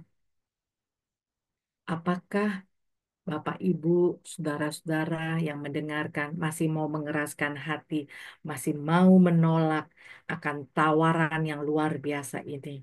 Kalau dari saya, sekian. Jadi tujuan dari kematian yang menggantikan ini agar kita nih dapat dipisahkan sama sekali dari kesalahan, dari kuasa, dari pengaruh dosa itu. Nah, melalui kematian si Sang Kristus Juru Selamat ini, dia melenyapkan kesalahan kita, hukuman bagi dosa kita. Dia membuka jalan supaya kita nih pantas untuk kembali kepada Allah dan menerima kasih karunia untuk hidup benar di hadapannya. Karena kita nggak bisa benar. Kita melakukan sesuatu yang baik aja nggak bisa membawa kita dibenarkan di hadapannya. Nah, Petrus makanya mengatakan kata sembuh itu dalam hubungan dengan keselamatan dengan segala berkatnya yaitu keselamatan. Kalau dari saya itu aja yang saya bisa dapat luar biasa. Ini mengingatkan saya semestinya next nggak mengeluh lagi. Terima kasih. Terima kasih Bu Weni ya. Bagaimana firman hari ini itu sudah dinubuatkan Yesaya. Ya, ini meaningful loh, bukan meaningless ya, meaningful. Ya, Jadi Yesaya 53 ya, ayat 3 sampai 5 sangat relate. 3 sampai 5. Betul. Yesaya 53 ayat 3 sampai 5. Jadi mau kita ragu-ragu apakah Yesus juru selamat, tapi sudah dinubuatkan kematiannya dia. Bagaimana dia tersiksa atau apa. Jadi memang merupakan satu kepastian kehidupan kita. Tadi Bu ini bilang ya, tujuan kematian yang menggantikan itu. Oke, silakan ada lagi yang Ini Mami dulu biar Oke, cepet. Mami. Silakan Mami. Saya yang Cepet aja. di 1 Petrus 2 ini ya, mengenai kematian Tuhan Yesus. Sebab adalah kasih karunia ayat 19. 1 Petrus 2 ayat 19 ini saya garis bawahi satu ya. Sebab adalah kasih karunia jika seorang sadar akan kehendak Allah menanggung penderitaan yang tidak harus dia tanggung. Ya, ayat 20. Sebab dapatkan sebut pujian jika kamu menderita pukulan kerana kamu berbuat dosa, tapi jika kamu berbuat baik karena itu kamu harus menderita, maka itu adalah kasih karunia. Itu adalah kasih karunia pada Allah. Sebab itu, itulah saya dipanggil, kamu dipanggil karena Kristus pun telah menderita untuk kamu dan telah meninggalkan teladan supaya kamu mengikuti jejaknya. Ia tidak berbuat dosa, tipu daya tidak ada dalamnya, tipu daya tidak dalam. Tidak caci maki, tidak membalas dengan caci maki dan menderita. Ia tidak mengancam, tapi menyerahkan kepada Dia yang menghakimi dengan adil. Ya, yang Mami dapat. Ya, ayat 24. Ya sendiri memikul dosa kita dalam tubuh di kayu salib, supaya kita telah mati terhadap dosa, hidup untuk kebenaran, dan oleh biru-biru kamu telah sembuh. Luar biasa ya Tuhan Yesus. Satu-satunya tauladan yang paling sempurna dan gak ada lagi yang ada di atas langit, walau langit di atas bumi. Jadi kita harus dengan sungguh-sungguh lagi kita harus lebih punya hati seperti Tuhan Yesus, harus hidup seperti Yesus, sempurna seperti Bapa di surga ya. Jadi firman bersabda, hendaklah kamu sempurna karena Bapamu adalah sempurna. Jadi kita harus menjadi lebih taat lagi, lebih setia, lebih takut Tuhan lagi, lebih cinta Tuhan lagi, lebih mengasihi Tuhan lagi nomor satu dan mengasihi sama. Supaya kita bisa membawa menjadi terang garam, menjadi berkat, menjadi contoh tauladan untuk orang lain. Supaya karena Tuhan Yesus tidak mau satu pun manusia binasa. Tuhan Yesus mau semua manusia diselamatkan. Jadi jadilah kita pelaku firman dengan setia, dengan roh takut akan Tuhan. Ciumlah kaki Tuhan dengan mata dan takut akan Dia. Supaya kita menjadi tauladan bagi semua orang. Supaya menjadi berkat bagi keluarga, bagi servis saya ini. Harus dengan sungguh-sungguh, dengan tulus, dengan ikhlas. Punya hati seperti hati Tuhan Yesus. Sehingga dia mati rela di kayu salib. Sedangkan tubuh darahnya nyawa. Kita ikut dalam penderitaannya.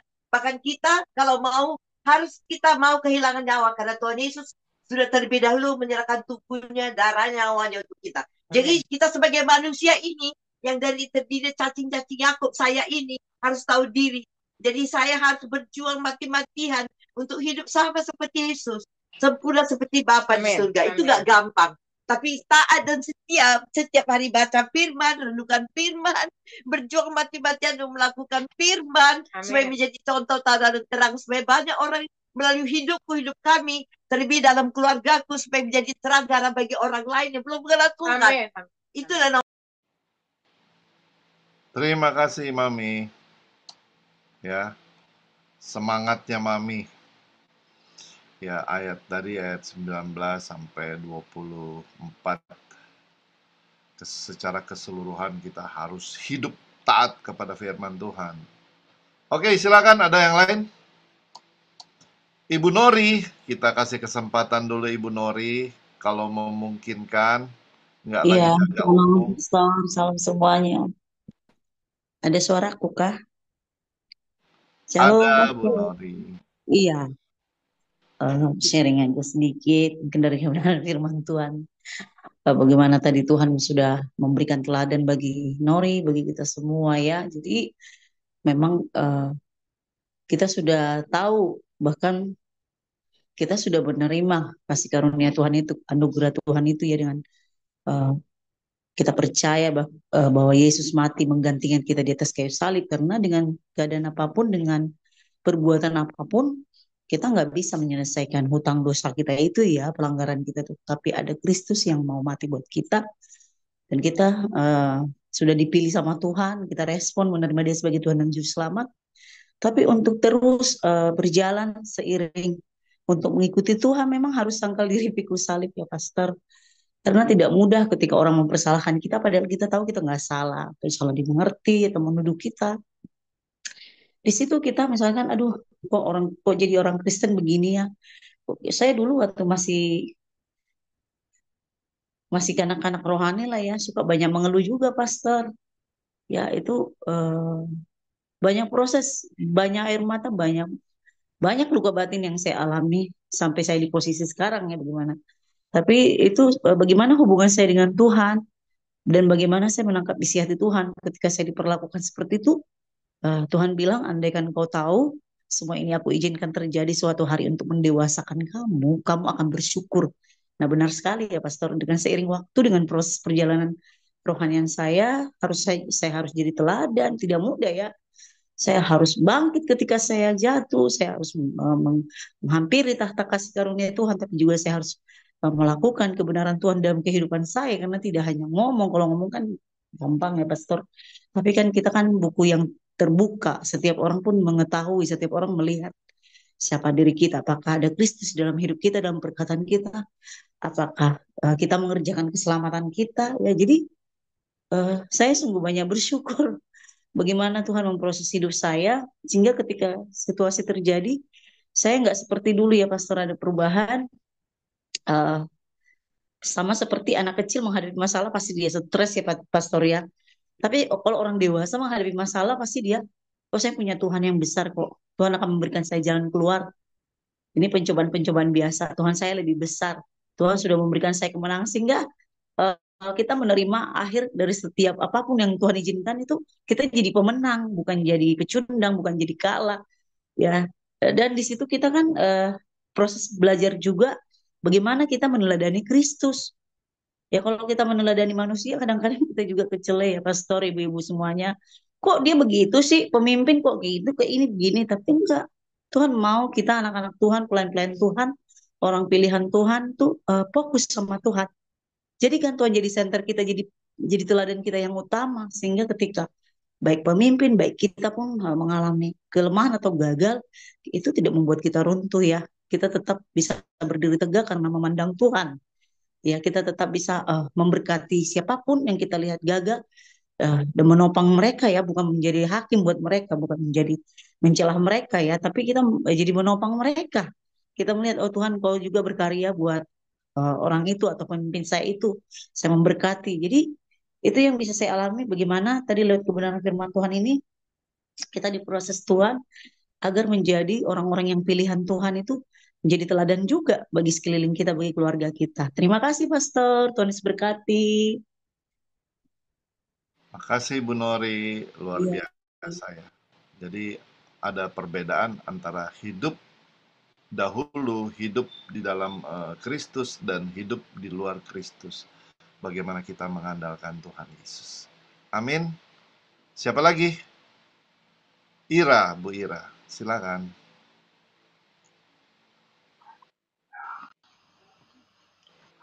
Wow, memang ya, kita pelajaran hari ini itu adalah apa namanya, penekanan yang apa ya, mau dibilang final atau apa ya, dibilang itu finalnya. Jadi apa, ia sendiri telah memikul dosa kita di dalam tubuhnya di kayu salib, supaya kita yang telah mati terhadap dosa hidup untuk kebenaran. Gitu. Jadi ada satu ayat yang relate juga untuk aku. Ini supaya kita hidup untuk kebenaran. Kebenaran itu kan hanya ada di dalam Yesus ya. Ada satu ayat yang sebelumnya, ini juga di pasal 2. Ada ayatnya itu sebetulnya ada di 5 sampai ke 7. Tapi yang saya ambil adalah di ayat 6, sesungguhnya aku meletakkan di Sion sebuah batu yang terpilih. Gitu. Jadi apa namanya? Hidup benar itu yang Tuhan Yesus ajarkan pada kita. Tapi siapa itu sosok Yesus? Itu adalah seorang orang yang terpilih. Kita membacanya itu dari pasal 6 itu, sesungguhnya aku meletakkan di Sion sebuah batu terpilih sebagai batu penjuru yang mahal. Mahal itu karena apa? Kita tahu pengorbanan Yesus di kayu salib itu nggak ecek-ecek, mahal banget. Seperti yang tadi Bu Weni katakan, satu pribadi atau dengan sukarela, ya kan? Dengan sukarela, siapa sih yang mau mati cuma-cuma gitu? Untuk siapa gitu? Untuk menebus dosa manusia. Terus satu lagi juga tadi Ibu ini katakan ada itu fondasi. Nah, seperti yang kita tahu ya, kita tahu ada yang mengerti itu mengenai batu penjuru gitu. Jadi saya tadi mencari kesimpulan tentang batu penjuru ya. Jadi batu penjuru itu di dalam dunia arsitektur kuno, batu penjuru adalah batu utama yang diletakkan pertama kali. Jadi kalau kita ada peletakan, kalau di sekarang ya, peletakan batu pertama untuk membangun ini itu. Itulah batu penjuru. Jadi Tuhan Yesus itu sebagai batu penjuru. Batu penjuru kalau dalam Alkitab melambangkan Yesus Kristus sebagai dasar iman kita. Dia adalah batu yang dipilih dan berharga oleh Allah. Itu tertulisnya di 1 Petrus 2 ayat 4-7 bisa di situ, dan Mazmur 118 ayat 22 ya. Dan Yesus sebagai batu penjuru itu menjadi dasar kehidupan kita. Sebagai apa? Sebagai dasar keselamatan, sebagai keselamatan, panduan hidup, kekuatan dalam iman, dan sebagai tempat perlindungan. Satu hal lagi adalah sebagai penyatuan umat Allah. Umat Allah yang mana nih? Waktu yang seperti tertulis di Efesus itu, Efesus 2 ayat 20-22, Paulus menjelaskan bahwa Yesus adalah batu penjuru yang menyatukan orang Yahudi dan orang non-Yahudi menjadi satu keluarga dalam Tuhan. Jadi kematian Yesus di sini adalah bukan hanya untuk orang Yahudi, jadi untuk semua ya. Jadi bisa kita garis bawahi bahwa kematian Yesus itu bukan hanya untuk orang Yahudi saja. Jadi itu berlaku juga untuk kita. Dan kita yang mengaminkan bahwa Yesus sebagai juru selamat kita dan sebagai batu penjuru kita, dan kita yang menerima bilur-bilurnya, dan kita mendapat kesembuhan itu sembuh yang seperti tadi Ibu ini katakan adalah sembuh dalam hubungan kita dengan Allah Bapa, gitu ya. Jadi di sini kita mempelajari mengenai keseluruhan makna apa dan mengapa Yesus disalib dan apa tujuannya, yaitu adalah membangun fondasi relasi kita kembali dengan Allah Bapa yang akan menjadi suatu fondasi yang kuat kembali dengan Allah Bapa kita.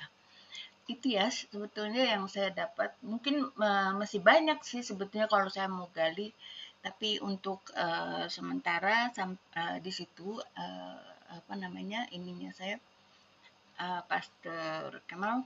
Jadi terima kasih Bu Fani untuk apa namanya untuk renungan pada pagi hari ini. Tuhan Yesus memberkati. Saya kembalikan Terima lagi kasih Pastor Kemal. Bu Ira. Ya kita banyak belajar juga ya dari apa yang disampaikan Bu Ira. Oke, terakhir dari saya, ada lagi nggak?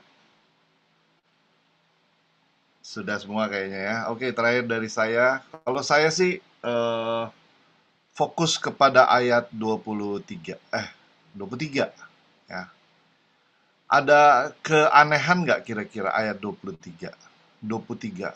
Ketika ia mencaci maki, ia tidak membalas dengan caci maki. Tetapi ketika ia menderita, ia tidak mengancam, tetapi ia menyerahkannya kepada Dia yang menghakimi dengan adil. Ada sesuatu yang aneh nggak nih? Coba dibaca lagi pelan-pelan. Khususnya, ia tidak mengancam, tetapi ia menyerahkannya kepada Dia yang menghakimi dengan adil. Kalau saya yang menghakimi dengan adil, dia nggak ngancem karena itu hakimnya dia tahu adalah Allah Bapa. Ya, pembalasannya itu dia maksudnya dia membawa semuanya itu kepada Bapa gitu. Ya. Dia nggak ada dendam ya. Ketika dosa-dosa kita punya kesalahan itu kita dibawa, ya ia dicaci maki, maksudnya dia itu siapa yang mencaci maki orang-orang bangsanya sendiri kan? Ia tidak membalas caci maki itu. Ketika ia menderita, ia tidak mengancam. Dia nggak bilang kan, awas lo ya nanti, tunggu, kalau gue sudah mati, enggak gitu. Tetapi ia menyerahkannya. Kenapa hurufnya menyerahkannya ini huruf kecil? Ada yang tahu? Karena menyerahkannya itu untuk jamak, banyak orang menyerahkannya. Jadi semua orang-orang berdosa itu dia serahkan. Jadi bukan dirinya, dia hanya menggantikan saat itu posisi sebagai manusia. Jadi Ya, ia yang posisinya Allah, tapi menyerahkannya tubuhnya yang saat itu adalah tubuh manusia untuk kepada hakim yang adil, karena dia tahu, dia obey, dia taat, dan dia tahu makna dan tujuannya. Kenapa dia harus menyerahkannya? Nyanya itu huruf kecil, karena dia tahu tujuannya itu untuk orang banyak, ya. untuk seisi dunia. Itu si Peter. Coba bisa ada yang buka TB2 nggak? Kebetulan saya nggak ada di sini. TB2 bisa? Bisa, Ada?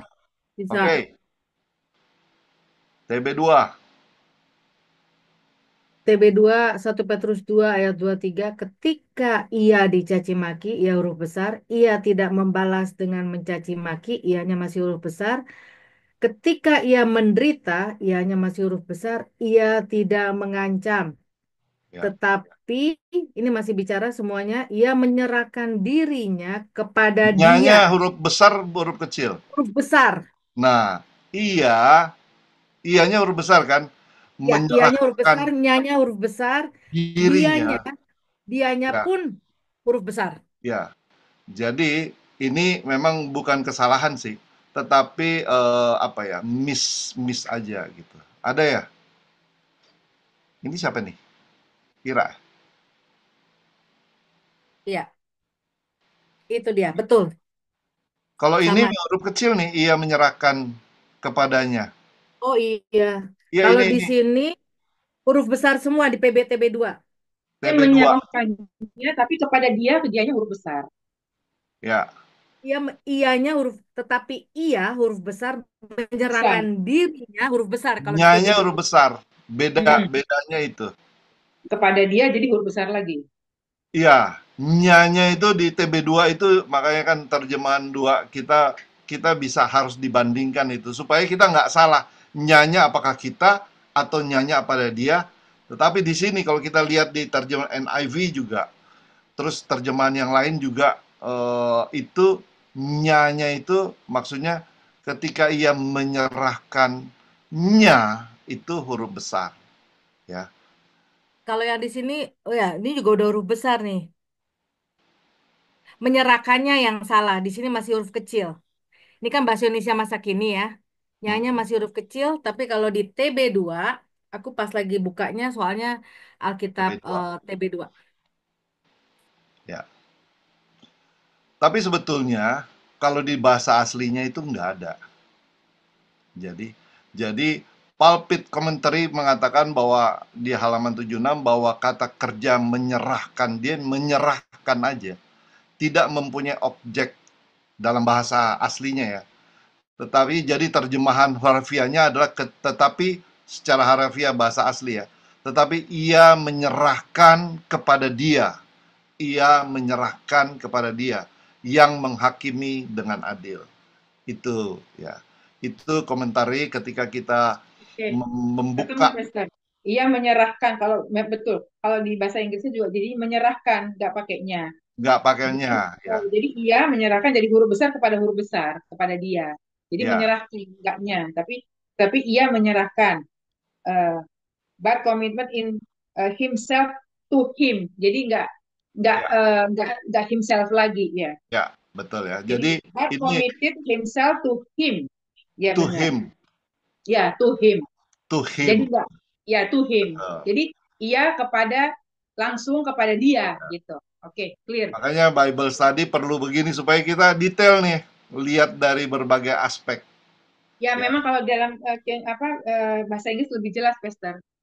ya, betul. Terima kasih Bu Fani. Kita bisa NIV atau King James itu bisa kita lihat, ya.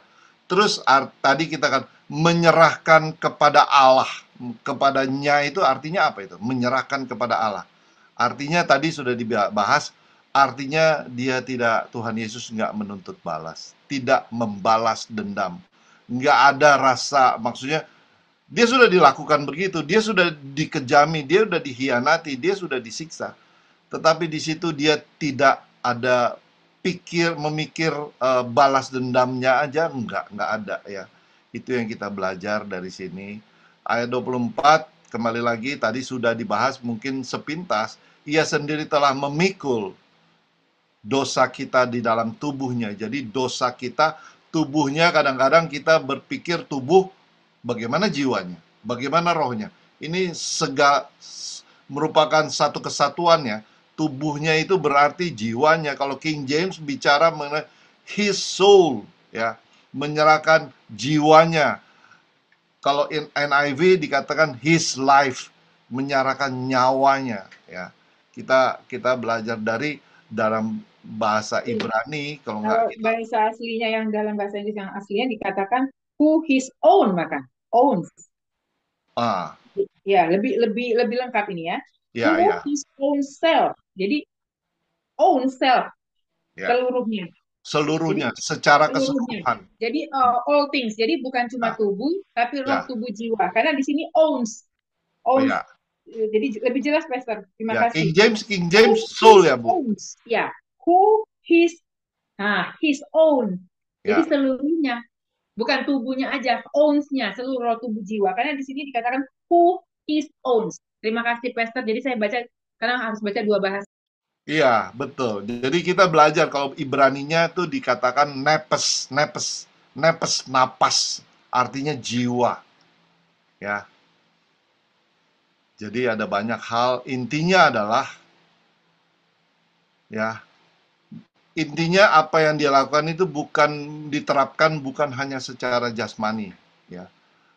Ya, kita disembuhkan bilur-bilurnya kalau nggak salah bukan hanya oke, luka luka benar, tetapi secara diterapkan secara rohani, secara keseluruhan ya.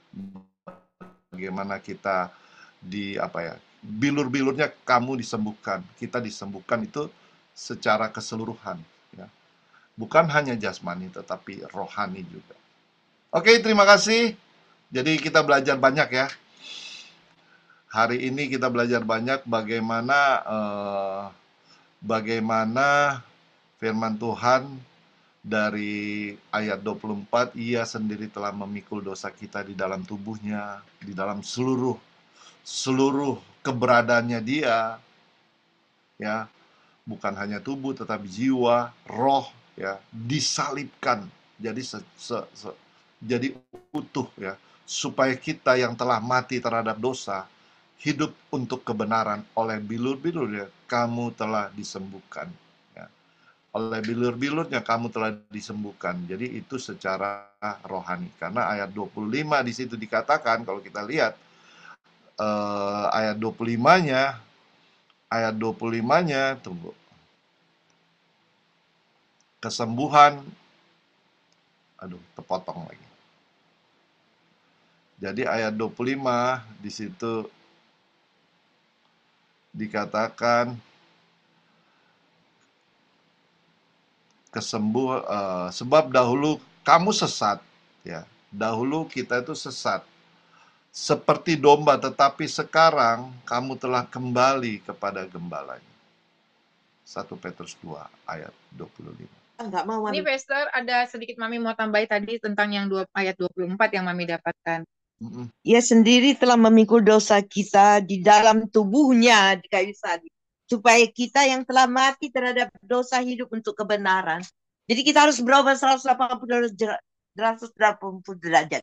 Karena orang hidup yang benar itu lahir baru. Lahir baru bukan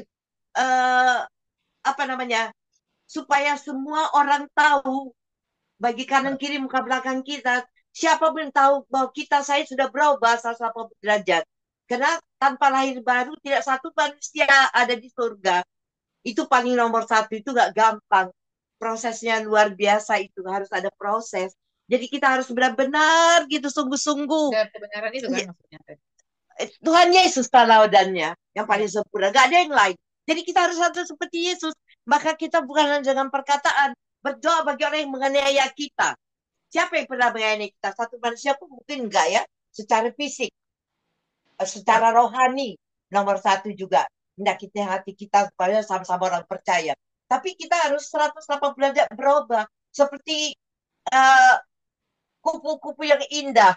Kan dari ulat yang menjijikkan, diproses itu sakit katanya. Metamorfose. Kita harus menjadi kupu-kupu yang indah di mata Tuhan dan di mata semua manusia. Jadi harus 100% sama seperti Kristus, gak gampang. Kita harus berjuang mati-matian. Semuanya yang kudus, yang punya hati seperti Tuhan Yesus, sempurna seperti Bapa. Itu gak gampang. Kalau ada hanya seperti Yesus, 100%. Amin. Berubah 100%. Amin. Hidup suci, hidup kudus. Tidak lagi jatuh-jatuh dalam dosa bolak-balik. Itu kita. Terima kasih, Mami. Ya, relate yang ayat Matius 5 ayat 10 ya, tadi Bu Fani udah bilang bagaimana hidup kita, berbahagialah orang yang dianiaya oleh karena kebenaran. Yesus mengalami juga ini, kalau kita lihat dia dianiaya oleh karena kebenaran. Karena apa? Di situ kalau dalam firman Tuhan Matius, karena merekalah yang empunya kerajaan surga, ya. Kita yang hidup berdasarkan hidup untuk kebenaran, karena kita, saudara, kita semua yang ada di channel ini atau yang mendengar, karena kita hidup karena kebenaran, kita adalah warga, karena kita adalah empunya kerajaan surga. Amin. Tuhan Yesus berkati. Satu hal. Oh ya, silakan. Kita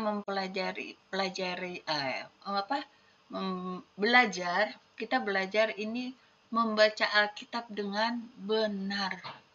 Jadi jangan hanya baca gitu ya, baca sambil lewat, nggak ngerti ya udahlah tinggalin. Tapi kita cari tahu, gali lagi.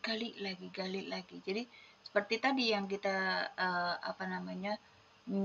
yang huruf besar, yang huruf kecil, itu maknanya apa? Kita cari tahu seperti itu. Jadi itu bagus banget, seperti yang tadi Bu Fani lakukan, bahwa ininya huruf besar, ini dia huruf besar, huruf kecil atau apa segala seperti itu adalah suatu cara kita kita coba kita lakukan terhadap diri kita masing-masing gitu ya, untuk kita belajar belajar membaca Alkitab dengan benar. Itu aja tambahannya, Pastor Kemal. Terima kasih. Oke, terima kasih. Langsung tutup aja, Bu Weni. Oke, kita satu dalam doa. Bapa di surga, kembali kami mengucap syukur. Terima kasih. Hanya ucapan syukur dan terima kasih kami memiliki Tuhan yang luar biasa, yang mau menggantikan kami. Kami kembali, bukan hanya diingatkan, kami bukan hanya melihat Tuhan, tapi kami merasakan Tuhan betapa kebaikan Engkau, kasih anugerah-Mu yang tidak layak kami terima, tapi Kau telah menyatakannya ketika Engkau dengan kerelaan, Engkau dengan inisiatif-Mu Tuhan, menyerahkan dirimu untuk menggantikan kami. Kami bersyukur, kami berterima kasih. Tuhan, untuk kami menutup ibadah dan kami melakukan aktivitas, biarlah kami pada hari ini seturut panggilan yang Engkau sudah tetapkan kepada kami semua pribadi lepas pribadi. Kami boleh Tuhan menghidupi kebenaran ini, kami boleh menghargainya Tuhan. Kami tidak main-main lagi, tapi kami menghargai anugerah keselamatan yang sudah Kau bayar dengan mahal, Tuhan. Dan biarlah ya Tuhan, kami juga bisa mengekspresikannya dengan membagikan kebenaran ini kepada orang-orang yang hari ini kami temui, orang-orang yang jiwa-jiwa yang Kau bawa kepada kami, baik hari ini maupun sampai eh, Tuhan Yesus datang kedua kali, kami boleh menceritakan akan peristiwa yang luar biasa ini buat orang-orang banyak Tuhan yang ada di dunia ini yang percaya kepada Engkau. Terima kasih Tuhan, kerinduan kami biarlah tidak ada satupun yang luput dari anugerah keselamatan Engkau. Kami menyerahkan aktivitas kami, biarlah hidup kami yang sudah Kau pilih, yang sudah Kau panggil, yang sudah Kau tentukan, kami bisa menghidupi kebenaran. Hanya di dalam sama kita katakan, Amin. amin. Amin. Terima kasih Pastor Kemal, Bu